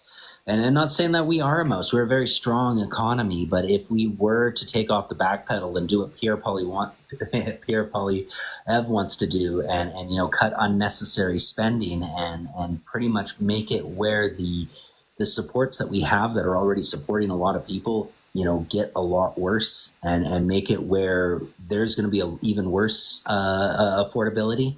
I believe by growing the pie, investing in Canada, getting rid of the interprovincial trade barriers, which is ultimately going to boost our population anywhere from, I believe it's 11 to 14% is the figures of it. We do need to protect the small businesses and understand the unique province's needs of why they have these barriers. But by growing those markets, by growing into Europe, growing into Asia with modern technology, particularly robots and AI, it is expected our economy is going to be growing significantly. Part of the reason why Donald Trump wants to annex us, because we are a strong economy. We do have lots of critical minerals. We do have a lot of resources. We do have a lot of research that makes it where what we're doing for research and development, we're going to be even stronger. So by absorbing us, we are equivalent to the state of California. So we're going to be growing that pie and making it where that debt is minimized and ultimately to where we can pay it off. It's interesting to note that we haven't had a balanced budget since Paul Martin was prime minister after Jean Chrétien. And Jean Chrétien and Paul Martin were the only government that has actually paid down our debt and paid it down significantly. And how they were able to do that is by looking at the economy, addressing waste or where we're not getting the value out of our country, because we can't cut off for vulnerable populations. We need to understand how to grow properly. So when we're growing, as we keep going, we're going to make it where we balance the budget. We're going to be able to pay off debt and prioritize it. But we really have to focus on the threats from the United States right now. Another great answer. So if you're just joining us, welcome to Radicalized. We've got Reggie here, our Liberal candidate for Kootenay East. If you are just watching and you have some questions for either himself or the Liberal Party in general, please invite yourself up into the box. We would love to have you. As always, the premise of the show is everybody gets a chance to speak. If you are not speaking, please have your mic off. So, Conundrum, I'm going to take a chance on you. I'd like to, while you're bringing them up, could I just make one comment? Absolutely, Treaty. I cried today when I read that platform and what it said for our Indigenous people. Thank you. Thank you so much for putting such a meaningful platform forward. It's a big task you got ahead of you, but I'm all for it, and I'm hoping that I can be part of it. I seriously did cry. Carmenundrum, welcome to the show. Could I get your age for legal purposes and a rough location for you? Yeah, no problem. I'm 45 and I'm in Ontario, Southern Ontario. Welcome to the show. Thank you. Thank you very much. I appreciate you letting me up. My question is, now I hear a lot of this political talk. I don't know much of the verbiage everybody's using. I'm not that educated.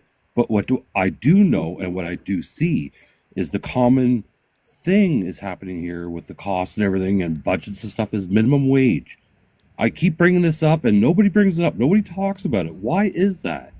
The minimum wage is so sporadic across Canada. And I heard at some point, like I said, I'm not educated, but I believe I heard something about a uniform or a unified wage across Canada. Nobody gets any higher or lower. There's no point, right? Like, if you want everybody to pay into something, so our minimum wage, I feel, is way too high for our population. Way too high. Yes. I think we need a lower wage because of our population, our overall population, and make it universal. Everything would be cheap because you're paying that worker to build that house. You're paying that worker to do these pipelines. You're paying these bills. And these bills, these values are so high. Why are they high? Because of minimum wage. But that's a communist idea. To do it, right? Well, I gotta throw this out, Conundrum. Everything that you have just mentioned, statistics tell the absolute opposite of that.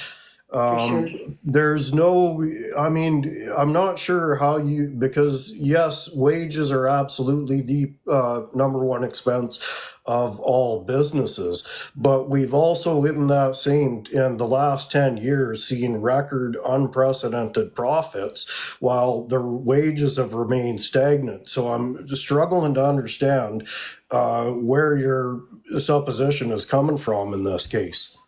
Well, for instance, so my thought process behind it. So I don't know the verbiage. I know what you're saying, but I don't.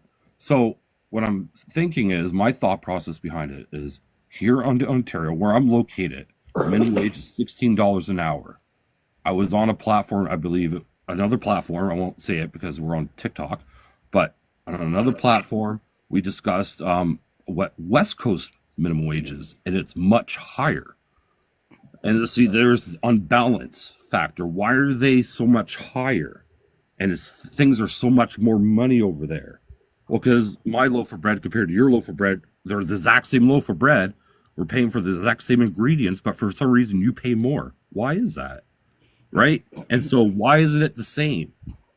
Right? And so if you want the jobs that pay more, that's great. That's not minimum wage. That's just jobs that are needed. You pay the worker more to get more people into that field, to encourage them to work in that field. So as a government, that if I want pipelines done, I'm going to pay my workers more, right? And so that's great. But now I just saying that minimum wage. So the person that works at the convenience store, or that person that works at the dairy farm, or you know what I mean, that works the cows and everything. He's not making full profit, right? He's working for the farmer that's making the money, right? May I So say something? yeah, go ahead.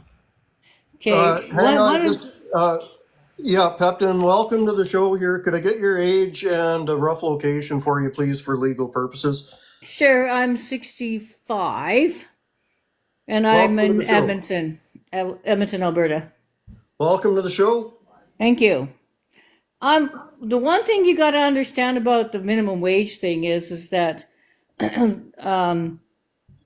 people, when they get a decent wage and they can afford to pay for their housing and their groceries and whatever else stuff that you need, they're also contributing back to the economy because they're using that money to buy things.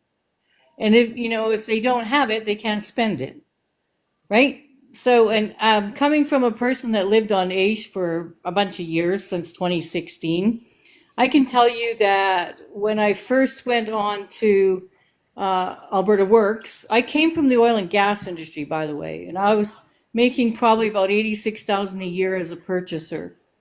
And when I got ill and I ended up going on AISH, I started off on Alberta Works and I was making $900 a month. I lost everything and I had to move in with some weird, strange person. That the whole shamaz was awful. I finally got onto AISH and I was making $1,500 a month and I could barely afford to pay my rent. I still had car insurance and I had my homeowner's insurance or renter's insurance, plus groceries, gas, all that kind of stuff. It was pretty hard to live. I cannot imagine trying to survive on an income that would be less than $15 with the costs the way they are these days. And the oil and gas stuff, at the end of 2023, that industry pulled in $2.7 billion across Canada. Oh, sorry, not billion, $1 trillion, $2.7 trillion across Canada. So that industry makes a lot of really good money. Problem is they don't put it back into the provinces. They don't use that money to do things for the provinces. And that's where I think the problem comes in that way. But you guys' housing is insane in comparison to ours here. And I think that's something that I don't know how your housing ever got that inflated. But $15 an hour is not even an acceptable wage, if you ask me, because you still got to struggle. Housing, a place that I was renting was, I think it was about $1,100, goes for like $1,500 a month now. And a lot of the condominiums here in Edmonton went from $1,300 to $1,800 a month to rent.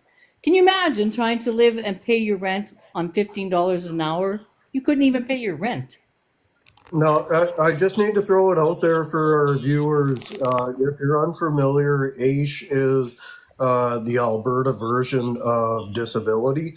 So that's what she's talking about when she's talking about AISH is Alberta government disability. Yeah, and they don't give nothing away either. No, and unfortunately, Pep, I have far more familiarity with AISH than I ever wanted to in my lifetime. So I completely understand what you're talking about. But one of the things that offended me most about the AISH system in Alberta is the way they have it structured. It's essentially government enforced poverty, because as soon as you start making anything remotely resembling an actual livable wage, they start to claw the money back. Yeah, they only allow a certain percentage a certain percentage of part-time hours that you can make, and they deduct it dollar for dollar. They take it off that way. It's the same thing with that $200 money that's coming from the feds to help people that are disabled in the province. They immediately cut it back from theirs. They forced me to apply for CPPD, and me being the silly person that I was, thought, oh my God, maybe I can have both, and then it'll be not so bad. So I pushed to get approved on CPPD, and they immediately cut it back as soon as I got it. Yeah. So I was only getting 400 from them and the 1,100 from the feds. Well, you know what that does? It just takes you off their balance sheet. That's all. That's Like they exactly don't have to it. pay the wages for you no more, right? Exactly. Yep. I would just, could I actually, Radical, if you don't mind just saying, I'd like to go back to Cardamom for a minute and talk about this wage thing. Alrighty, go ahead, beautiful, and then Dazzle, I'll get to you right afterwards. I just would like to point out, now again, I'm in Nova Scotia, and as of April the 1st, our minimum wage went to $15.70 an hour, okay? And as of the 1st of October, it will go to $16.50, okay? But basing it regionally on what livable wage should be, to live in the Annapolis Valley, you have to have $25.40 an hour. In Cape Breton, it's $22.85 an hour. In Halifax, it's $26.50. In the northern part of the province, it's $24.30. And in the southern portion, it's $25.05. Those are what is a reasonable living wage rate. And those are as of 2023.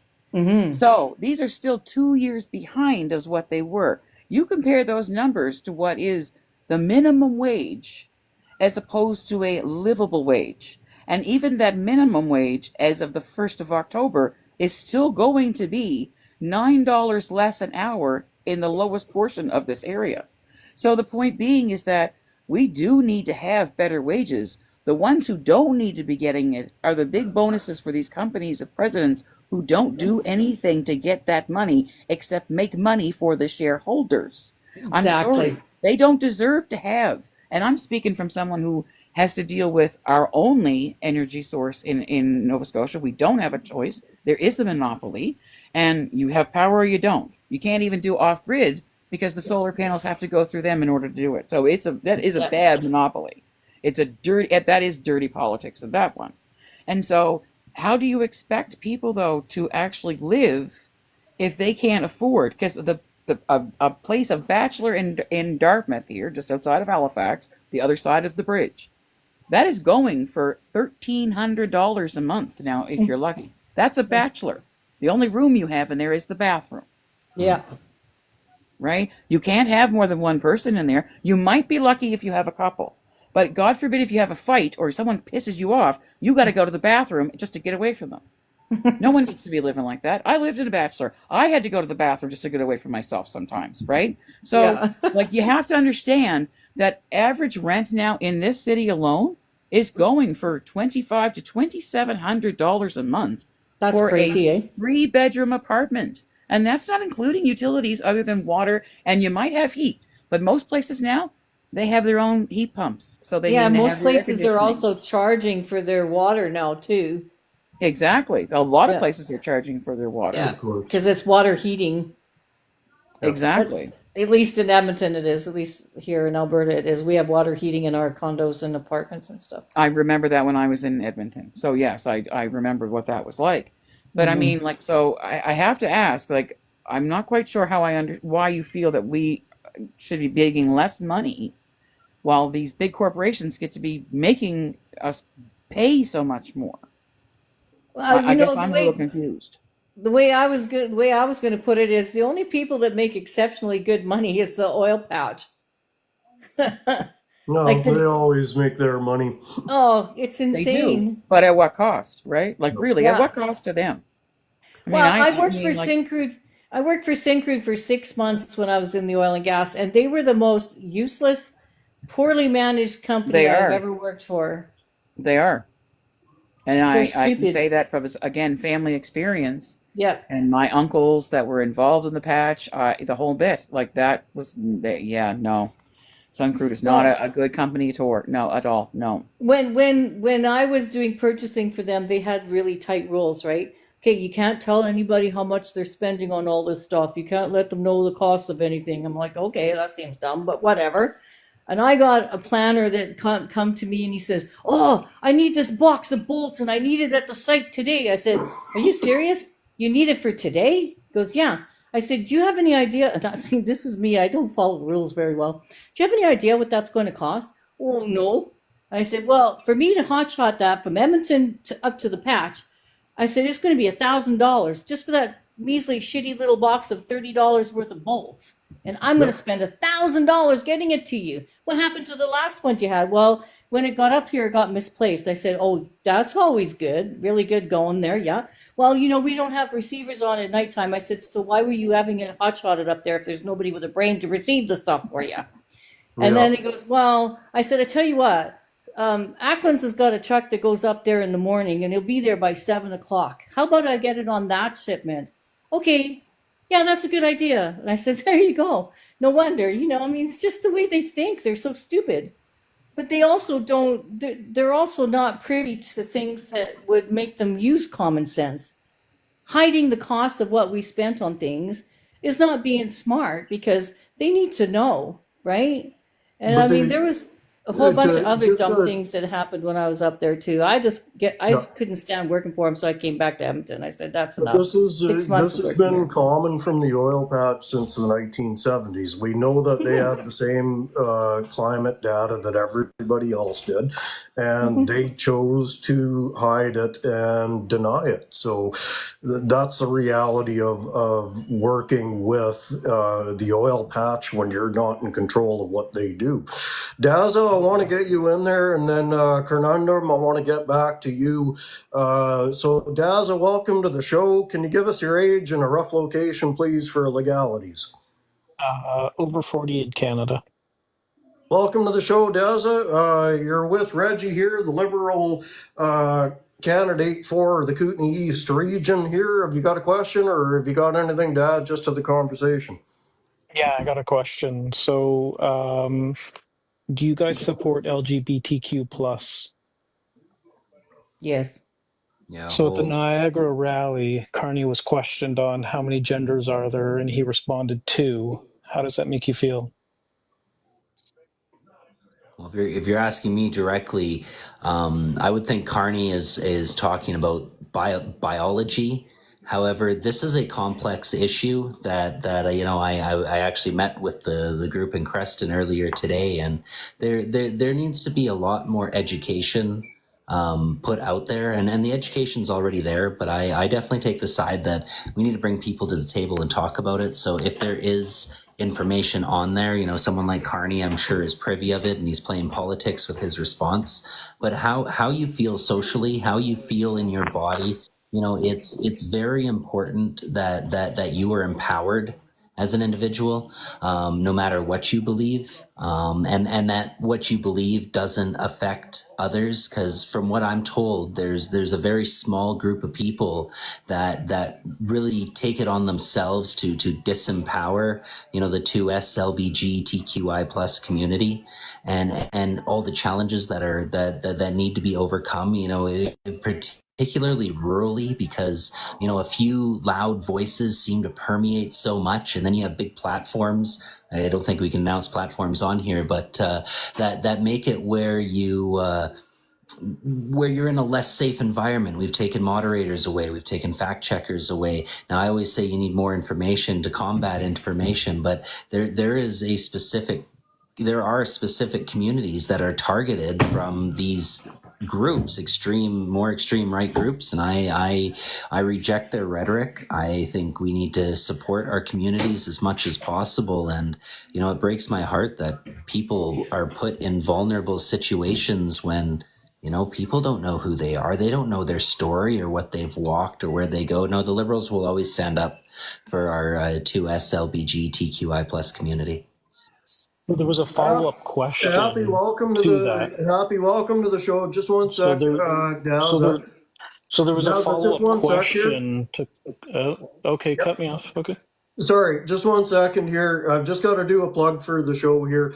If you're just joining us, welcome to the show. I am your host, Mr. Radical. The show is Radicalized here on 6 o'clock every Saturday, Mountain Time, 8 o'clock Eastern. We are all about knowledge through discourse. Dazza, sorry to cut you off there. Get back to your question, please. So at the Niagara rally, the first question to Carney was, how many genders are there? And he said 2. The follow-up question to that was, does he support the separation of male and female in washrooms and change rooms and in sports? And he did say that he supported that. So I don't see how he could be for the LGBTQ plus community while also saying that there's only 2 genders, and then also saying that he supports the splitting up of women in change rooms and women in bathrooms and all of that. Just contradictory, hypocritical. But I thought That's I it. heard That's him all I once wanted to say say. that he was for them. Sorry, Daz, I'm Can sorry. Go look anybody... at the Niagara rally. The Niagara rally that he had a Q&A after, and he was asked those questions, and those were his answers. Can anybody Maybe. actually confirm this, please? Could somebody double check that and confirm it so we know that we're dealing with accurate information? Because I don't want to get on this subject unless we know, because this is the first time that I'm hearing about this. I don't know if anybody on the panel can back that question up or not. All I know is I saw a video of him talking about everybody has rights, like we all have rights to our whatever. I can't remember the conversation very well, but he spoke to everybody has rights here for whatever it was a healthcare or whatever. Like he did.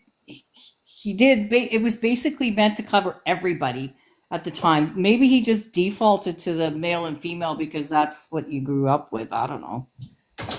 Weird. I don't know. I think that Mark Carney is probably a little bit older than what we're seeing in the day-to-day vernacular of social media. I think that there's an acclimation period that might need to take place when it comes to observing those rights. But I do know that Mark Carney is a person that holds human life at a higher value. I think I've really witnessed any leader speaking of. So I do have faith that he will pull through and and lead us with observing equal rights across the board. So I'm not afraid. Just to clarify, I did find, and he actually says that there are 2 sexes, is how he refers to it. It is not. He did not say that there were, the genders. That didn't come up, but he said there were 2 sexes. So, I get what people say, and I get it. It's still a very touchy subject for a lot of people. Again, I don't know what it would be like to be feeling that I am not in the right body. It must be extremely difficult.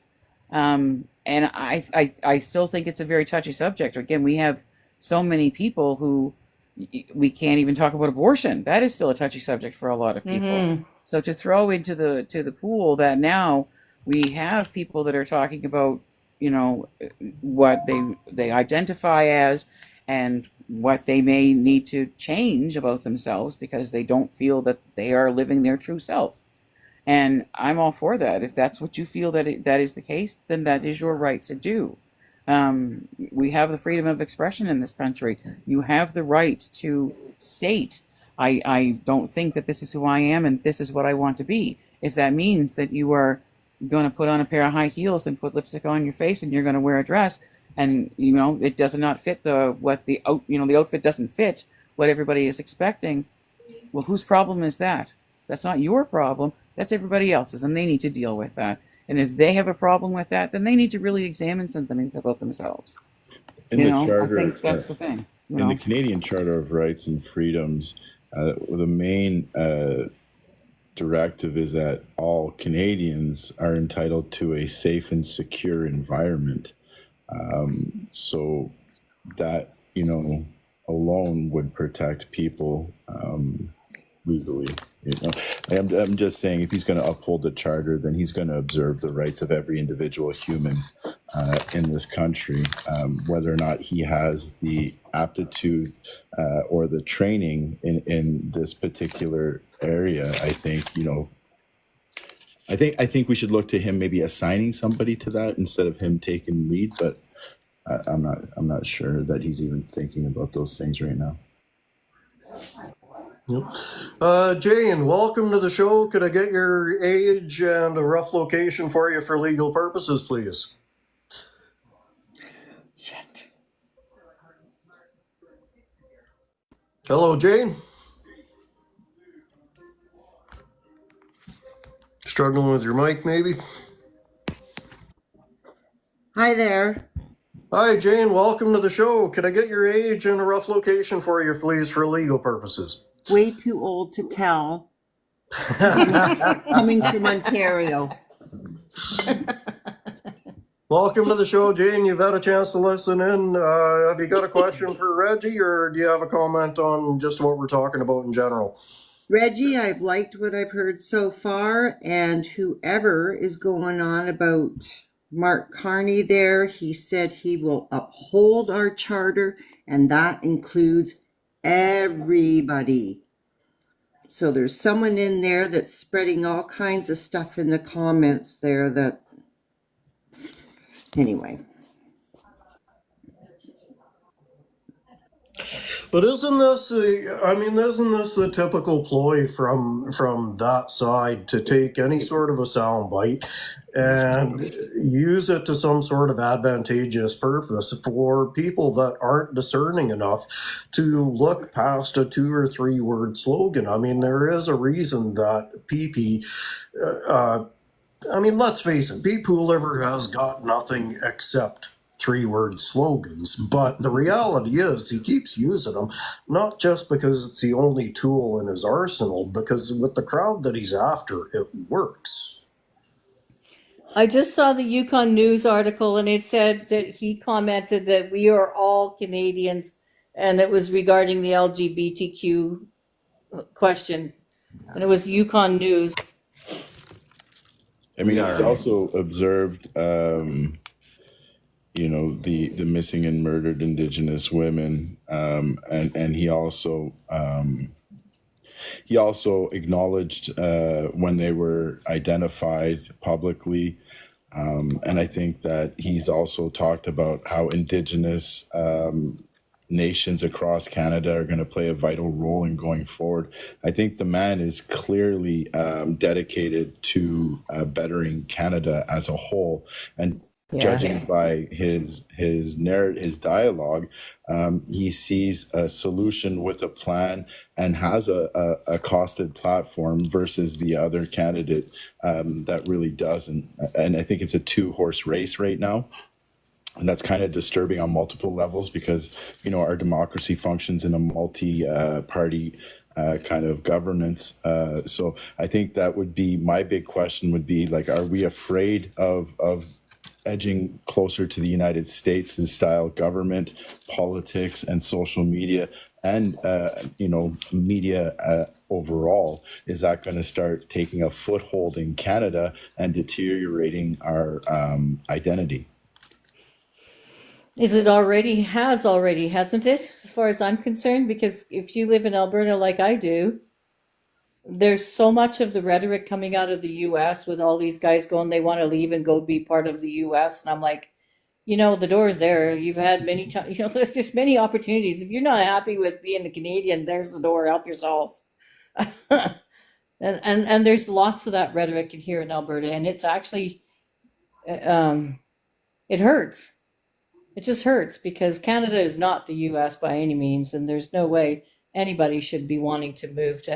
And it doesn't help that Smith is right there, just, you know, beaking off the same crap they are. And I'm like, you know, you're supposed to be part of the let's fight back against the US and their tariffs kind of thing. Instead, you're in your own little corner here whining and going behind our backs and sitting there and begging Trump to do things for you and us, and I'm like, it's embarrassing. Liberals are considering this as a threat to our kind of electoral process and our day-to-day news and media and dialogue. Is this what the Liberal Party going to be addressing some kind of, I don't know, anti-propaganda measures, or maybe invigorating a new nationalist pride or something? Like nationalist, a dangerous word, gonna tiptoe back here. Gonna tiptoe back. A national pride or something like that. It would be nice. The one question I really wanted to ask or whatever is, with what's going on in Alberta right now and the decimation of our healthcare system and the changing of legislation to allow her to do things that are, in my opinion, criminal, is there any way federally that there can be any kind of a change to the Constitution that would put more specific wording in there about how they're supposed to handle our public health care, as opposed to, with funding and that sort of thing? Because right now we're just at this woman's mercy, and she keeps going in behind the scenes and doing things, as far as I'm concerned, they're just illegal. And changing purchasing rules and ways of doing things that are supposed to be a public purchasing kind of process.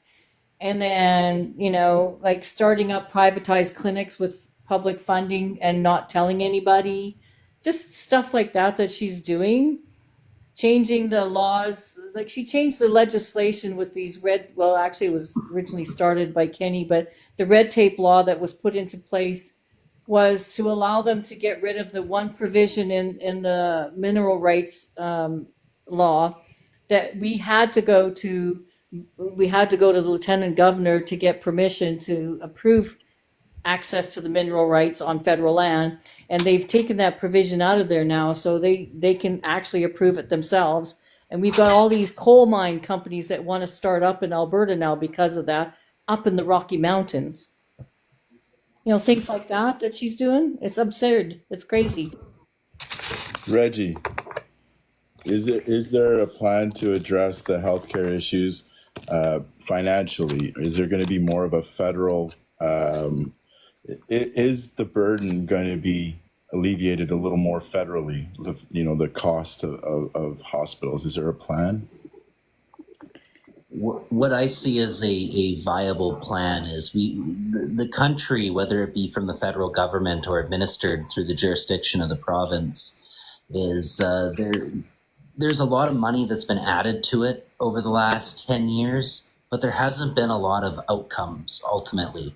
And Mandates. COVID, well, we do need to mandate it, but we need to grow capacity. And what COVID showed us is we don't have capacity. Like in my riding here, Columbia, Kootenay, Southern Rockies, our college has a shovel-ready plan to grow a new wing in our college where we're going to have 50 to 70 new graduates every year through incentivizing these graduates to do their practicum locally, we'll help you with a house, we'll help you with taxes. We need to find ways to build capacity. And so that's a shovel-ready project. I think it's around $30 to $36 million ultimately that we need for it. Where's that money going to come from, particularly if the province is going to start looking at asking our institutions to start cutting, 1% of their budget? Where I see the government, and this is where we need strong minds to get in there to raise our hand and ask questions, is we need to look at Cowichan on Vancouver Island and a beta program or a pilot project that's being done there, where we're removing the entrepreneurial element from our doctors and physicians. So a doctor right now or a nurse practitioner, if you want to start up your own practice, you have to you have to identify a building, pay for your building, pay for your administration staff, like your secretary, pay for the electricity, pay for the, internet. All the overhead, basically. All the overhead. The government can step in directly, the federal government working with our provincial counterparts, to make it where the doctor, the physician, the nurse practitioner can focus on their practice. And focusing on their practice means dealing with their patients, because we have a backlog that's growing. You know, we have challenges of housing where people won't move here because they can't get a house. With Mark Carney's plan, we are making it where the land that's available, we can build, you know, communities, like developments of these smaller homes. For years, last 30 years, we've been building homes that are 2,000, 3,000, 4,000 square feet. Whatever happened to these $700 to $1,200 square foot homes that you could actually afford and buy and rent for a reasonable price? So what we're doing is we're going to take the land that's available, because even in our riding, we have land. What we need is to provide the underwriting. Like, we're getting the government back in the business of house building. We're going to give the underwriting for these developers to build like these modern trailer parks to where you can have, you know, 20 to 30 houses built on here. We have to get variances from the regional districts and the municipalities for water and septic. We need to fix the infrastructure in the streets so we can hook it up. And we can do that through the Canada Infrastructure Fund. But when we start doing this, we can build these developments to focus on seniors as well. And I think I mentioned this earlier, where you can have like a center common area, and you can have your caregivers living there as well. But all this compounds to where we're addressing the root causes of these problems. Because if we're not addressing the root causes, which we're talking about healthcare here, and the challenges that we have, we need to find out and make the doctor's job easier. We need to grow capacity by throwing money into our educational system to do it. I want to go so far to make it where we're working towards making it where post-secondary education can be free. If you are getting A's and B's, the direct amount of money you are adding into the GDP is significant. Let's start looking at ways where we can streamline our granting processes, streamline scholarships, streamline labor across Canada and our markets, and, you know, all the research that's being cut in the States and the brain drain that's leaving the States right now. Let's bring them into Canada. Let's not lose this opportunity. But you do have to get smart minds that actually know what's going on to raise our hand and ask these questions, because these are the important things. We need to address the root causes. And the problem that I'm finding with her right now is that she's short funding our province, or she's short funding our civic leaders of funding for infrastructure. So they're not getting what they need to do proper infrastructure for all the new housing that they have to build. That's being cut. She's cut the funding so bad in the healthcare system now. Like the U of A hospital, for instance, was a 2-bedroom facility. Each room had two beds in it. They now have a third one in between those 2 beds because they didn't have a choice, and they're still beyond 110 capacity. The ERs are struggling because there's not enough long-term care facilities, for public care facilities for people that's affordable. So people get into their health is bad, they get into the hospital and they can't go nowhere until somebody dies in the places that are already there. So they start the bottleneck from the top down. So they take up active care beds, and then goes down to the ER. Well, they've got all these people they need to move up to those beds, but there's no beds. So that gets all bogged down. And then you end up with 12-hour waits now in the ER, I should say. You know, and there's no doctors because the specialists, everybody quit after they broke their contracts. So we've got a major cluster poop of problems in our healthcare. And she's going behind our backs and using public funding to set up privatized clinics to do orthopedic surgeries.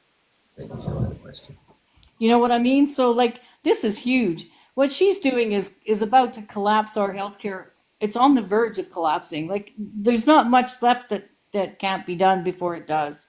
It's just that bad. And then, when she got caught doing it, now she's come out there and she's playing games where she wants our public healthcare hospitals to compete against the orthopedic specialist guys in their privatized clinic. And if they can't keep up with that work, she's going to remove them from looking after the hospital. She wants to put Covenant Health in place of the AHS guys. Why do you want to figure she's going to do that? Maybe because they're Catholic.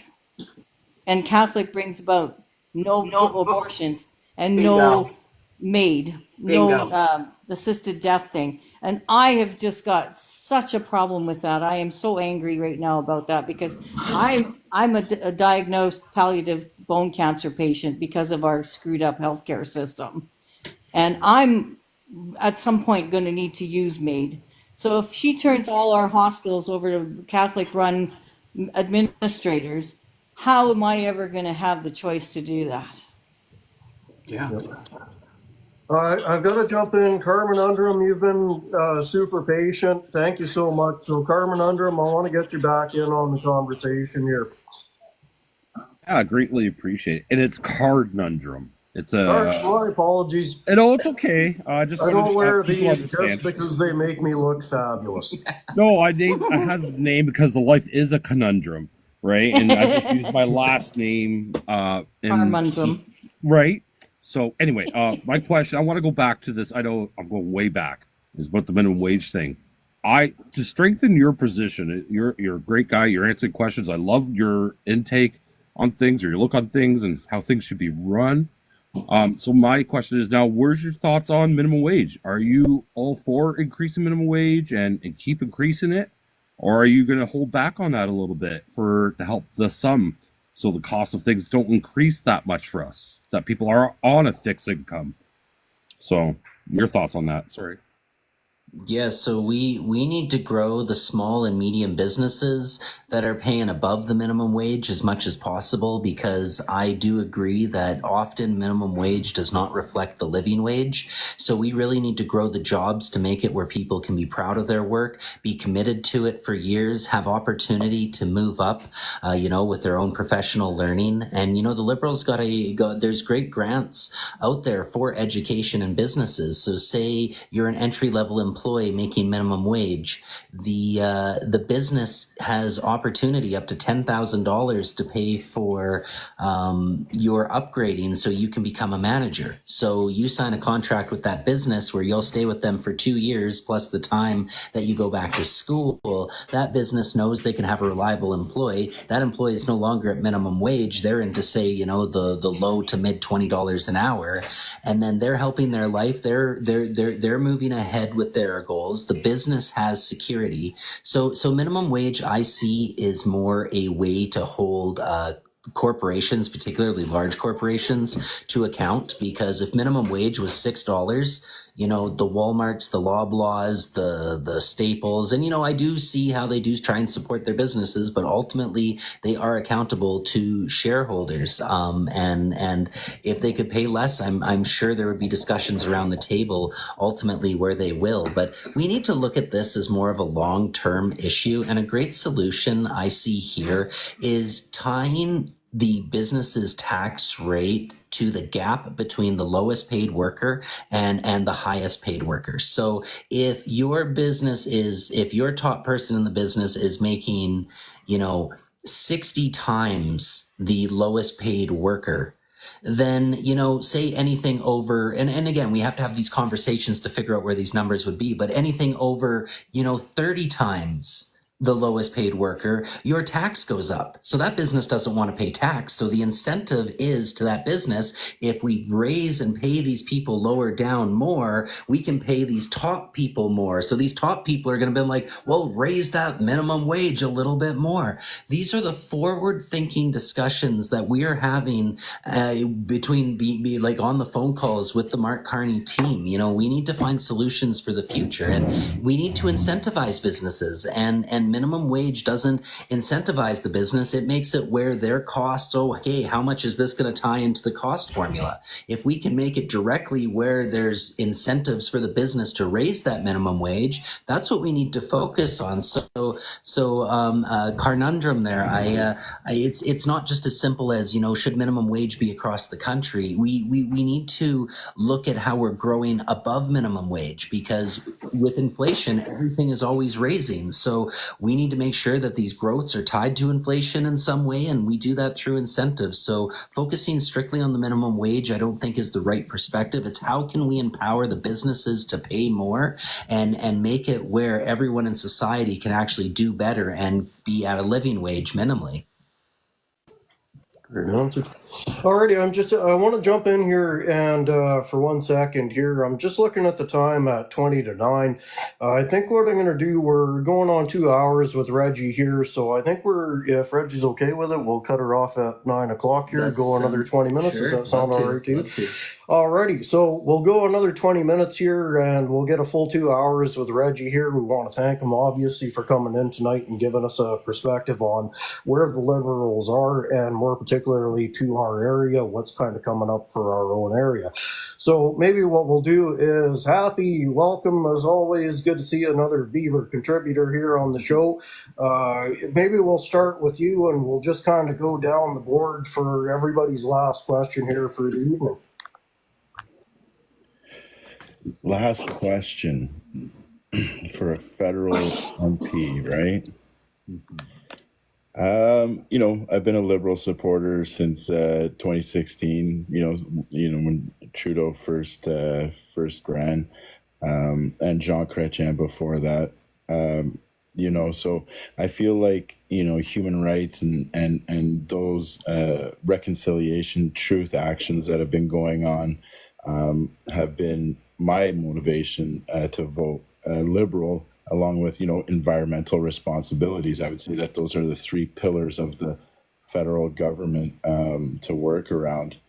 I asked you about the carbon tax before. You answered. I appreciated that. So is there something, in your opinion, that is an oversight by Canadians in what the federal government can do for them versus what the province does? Is there something that you wish to articulate to Canadians to kind of present your case as a Liberal? So we're and I said this earlier in the broadcast for sure. We're going to bring Ottawa closer to our constituency.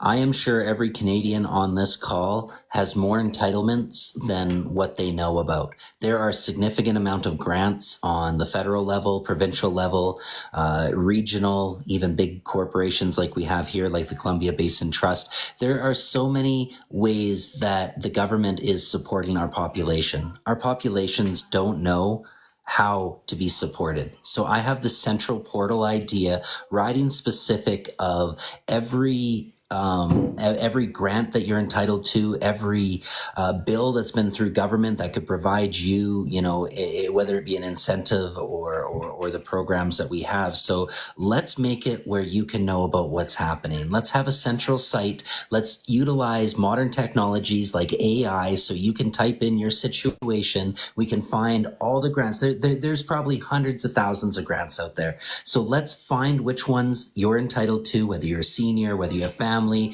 whether you're helping someone with disability, you're a caregiver, or social workers even. There's so many different ways that the government is helping people, but people don't know how the government helps them. So the MP's job is to come to the front line, talk to everyone here and let them know that the government isn't, this bad guy or this boogeyman that we have to be scared of.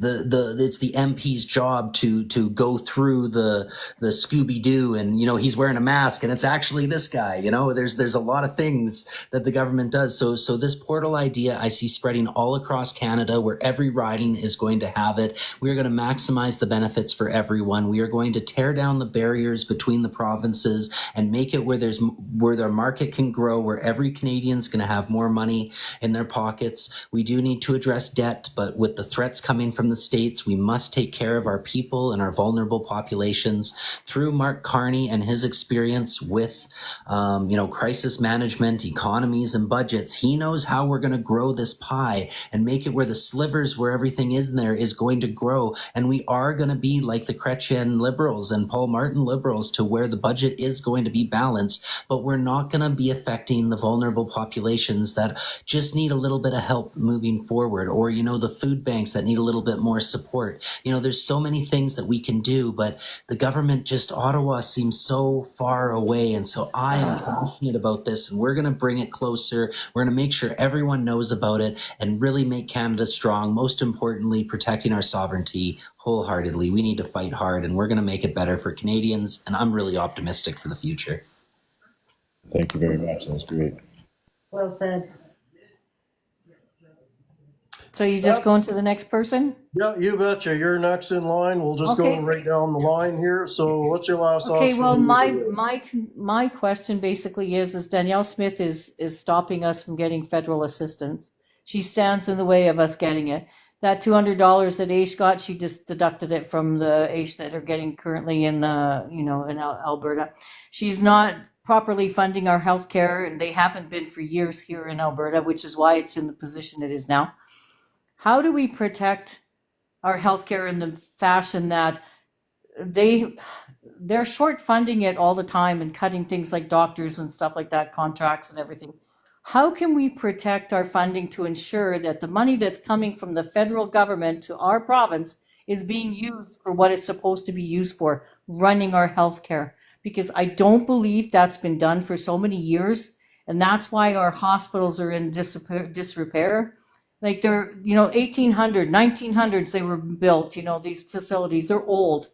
And we haven't, like you said, we've hit our capacity. We can't, there's no room in them anymore. We have to go forward with building new hospitals and funding it and using the money to get doctors in here and new equipment and everything. But that woman is stopping the federal government from helping us. She's blocking us, and she's trying to come up with the sovereignty issue now where she can tell you guys to go pound sand, and we're stuck being choked by her. She's even interfering in our civic elections now. She's given their government the power to unseat a civic person that's on our city council. Like, that's the kind of shit she's doing, and I'm concerned that if we don't have some way in our constitution or our rights program that says, hey, listen, with respect to public funding, you can't just take the money. You must put it into the public funding and ensure that these facilities are receiving the money they need to meet their budgets. And lastly, because I had to go through the cancer clinic, I found out that place was built in Edmonton in 1995, and they're still getting the same funding they got back in 1995, current day. And they are short oncologists, and they had to restructure how they deal with patients in there because people are dying because they're not getting their cancer surgeries fast enough. They're not getting their treatments fast enough. So they had to restructure how they manage patients in there. And the one doctor I talked to in the pain and symptoms department told me that they see on average 500 people a day through that clinic. That's a hell of a lot of patients to go through there. So all I can see is that since the 1990s till today, they have found ways to cut our funding to the point where it's on the verge of collapsing. And we need to protect the money that's coming from you guys. And if it comes from the federal, it needs to go into public health care. You can't use it anywhere else. How do we ensure that that's not going to happen? Yeah, Pep, I can feel your passion through the line here. I really can. And it must be very frustrating to be in a situation where you do see, healthcare deteriorating in your province. I recognize that wholeheartedly. It cost me my life, hon. Literally. Because my doctor missed my one MRI in 2023, and I had secondary cancer diagnosed for my breast cancer in there, and it got missed for a whole year till I went back with pain in my back again the following year and had the test done and found out now it's everywhere. So they basically cost me my life. They've taken away that.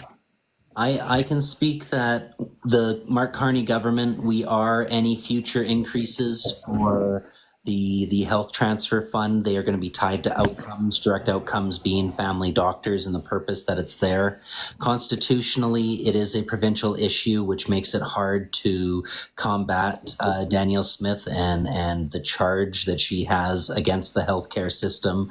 I would be interested to learn myself, and a bit of research I'm going to do later tonight because I am curious, how much can the federal government leverage the money that's already been given so we can actually have outcomes tied to it? Because what ultimately happens is once we start eroding, the single payer healthcare system, it makes it where it becomes more expensive for the whole and it becomes less quality. So it becomes two-tiered. You have money, sure, yeah, we'll help you, please come along. Oh, but you're struggling, you're going to struggle instead of for 3 months, you're going to struggle for, 14. And so we really need to protect the institution. I don't have the direct answer that can solve the I have problem. one suggestion.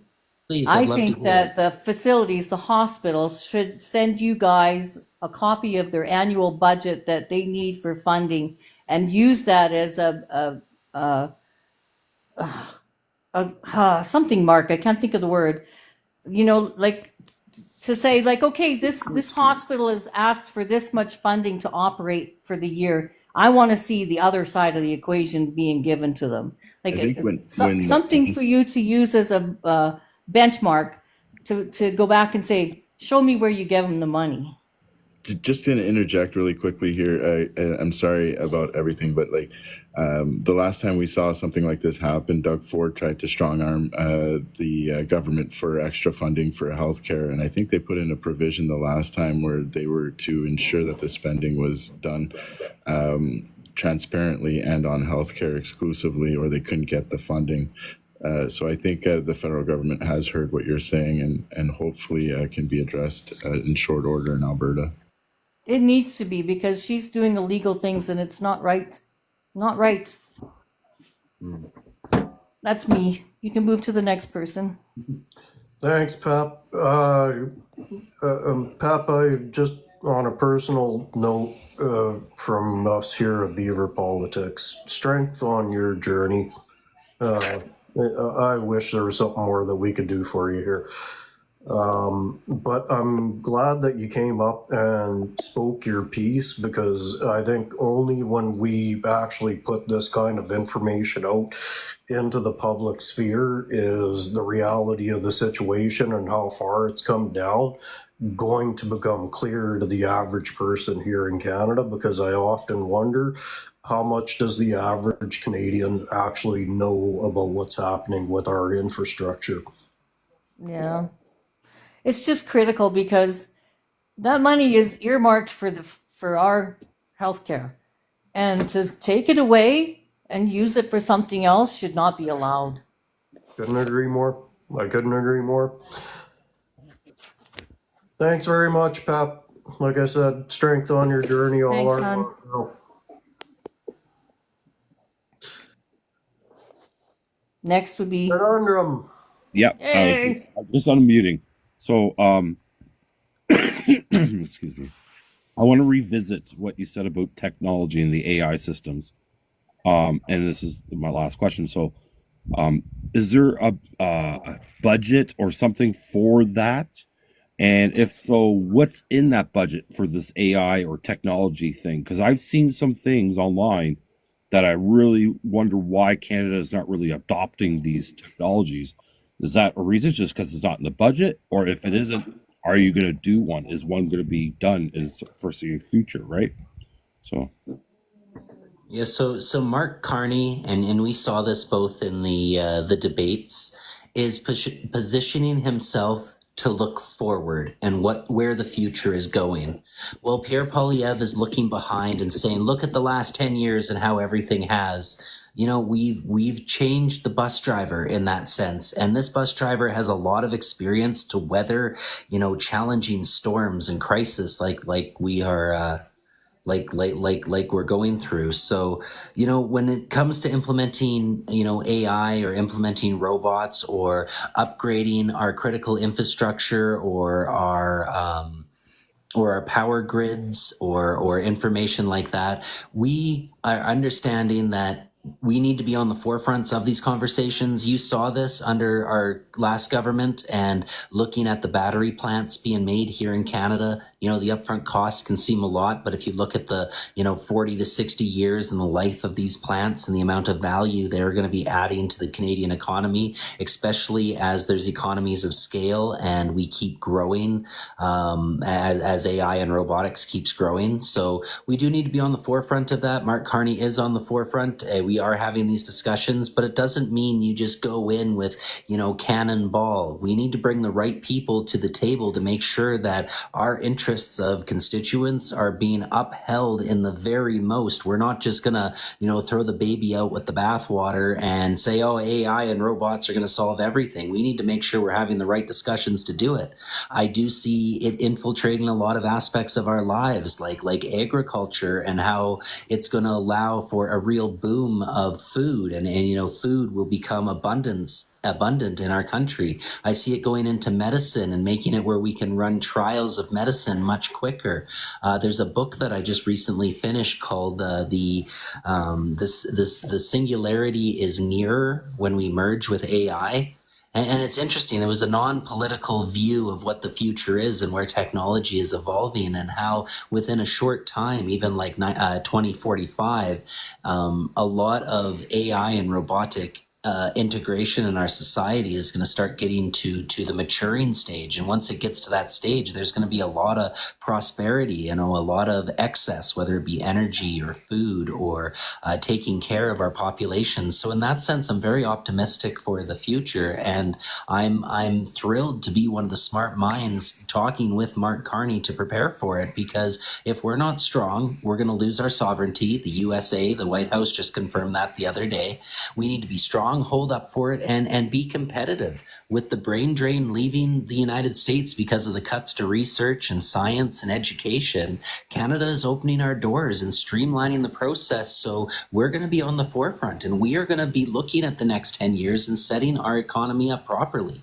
And I do see this growing to where social programs are going to be, amalgamated or put together to allow for like a universal basic income, allow for pharmacare. When we start buying in bulk, we can spread those savings on to our whole nation. That's why we need to preserve our healthcare system and grow what we have, because when we privatize under the logic that a private company is always going to do it better, the private company prioritizes their shareholders and not the people. So I'm going to be a hard worker. I'm going to be productive to make sure we're on the forefront of where technology is going, and making sure I'm knowledgeable, making sure we're bringing the right people to the table, and that my council is keeping me up, advisory council is keeping me up to date on this information as much as possible. We need the right people at the table raising their hand, asking the right questions, and I am that right person for Columbia, Kootenay, Southern Rockies. Mark Carney is the right person at the right time for our government, and we need to reject Pierre Poilievre, his divisiveness, and his backwards thinking. So, Carnundrum, great point. We need to be on the forefront of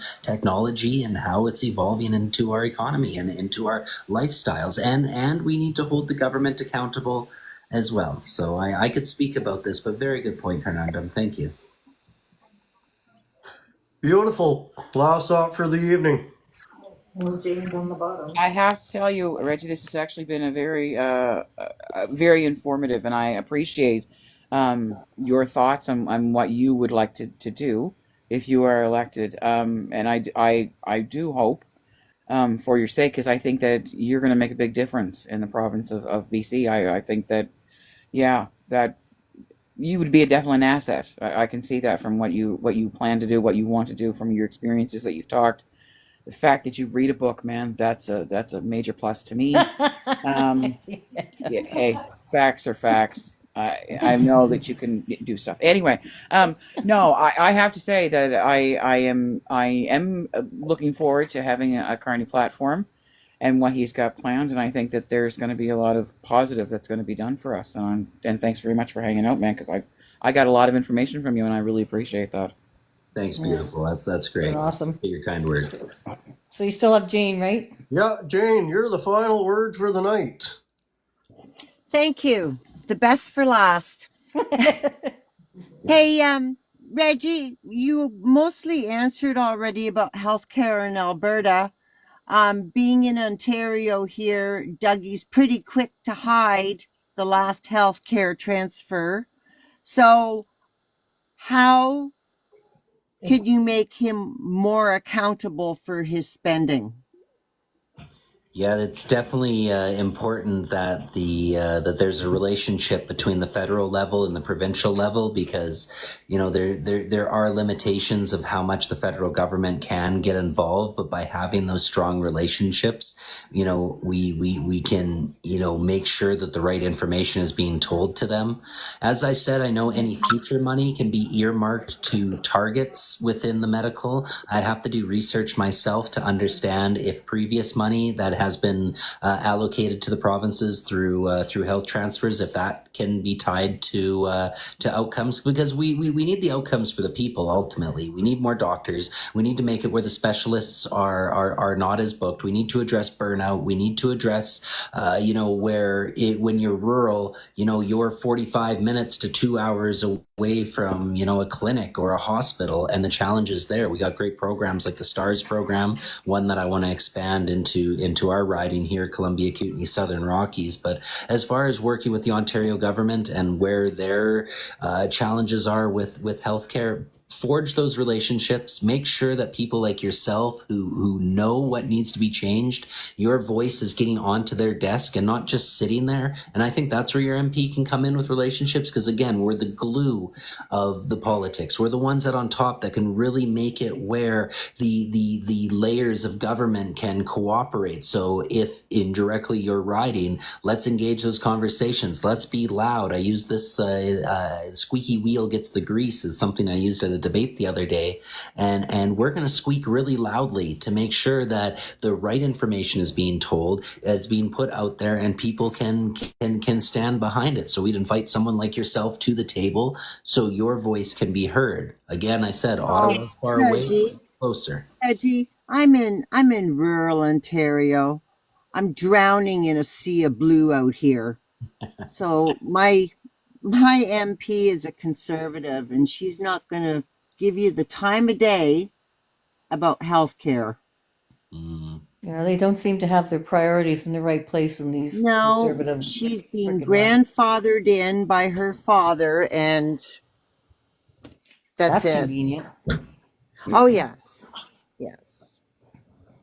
Well, then I guess we got to reach out to the broader team and, get the party to ultimately lobby for it and get Doug Ford to understand that when we do have money earmarked for specific purposes, that it's actually following through. So just because you have a challenge doesn't mean, you stop. You come and you hit a wall. Well, no, I'm also part of the Ontario Health Coalition, so I don't sit.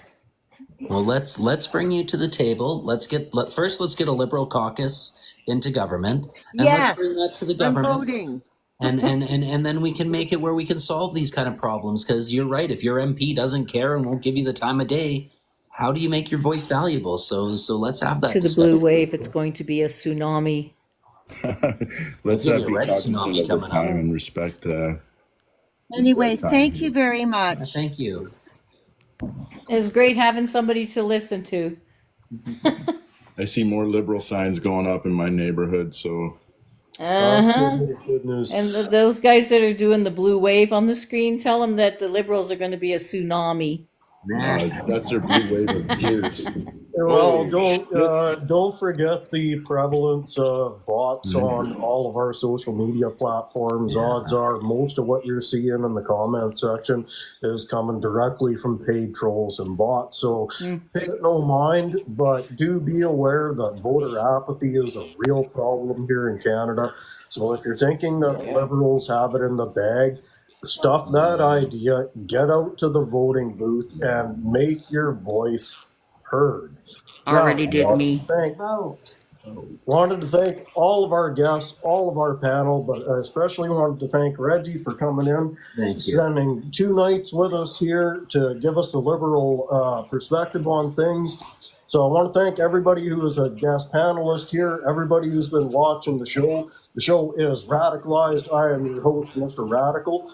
And we will see you next week at 6 o'clock Mountain, 8 o'clock Eastern here on Saturday.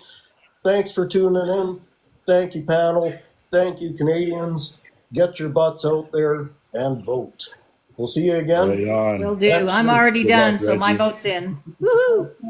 Ditto. Thank you, everyone. Good night, Take everybody. care, guys. Take care. Take care, folks. Great live.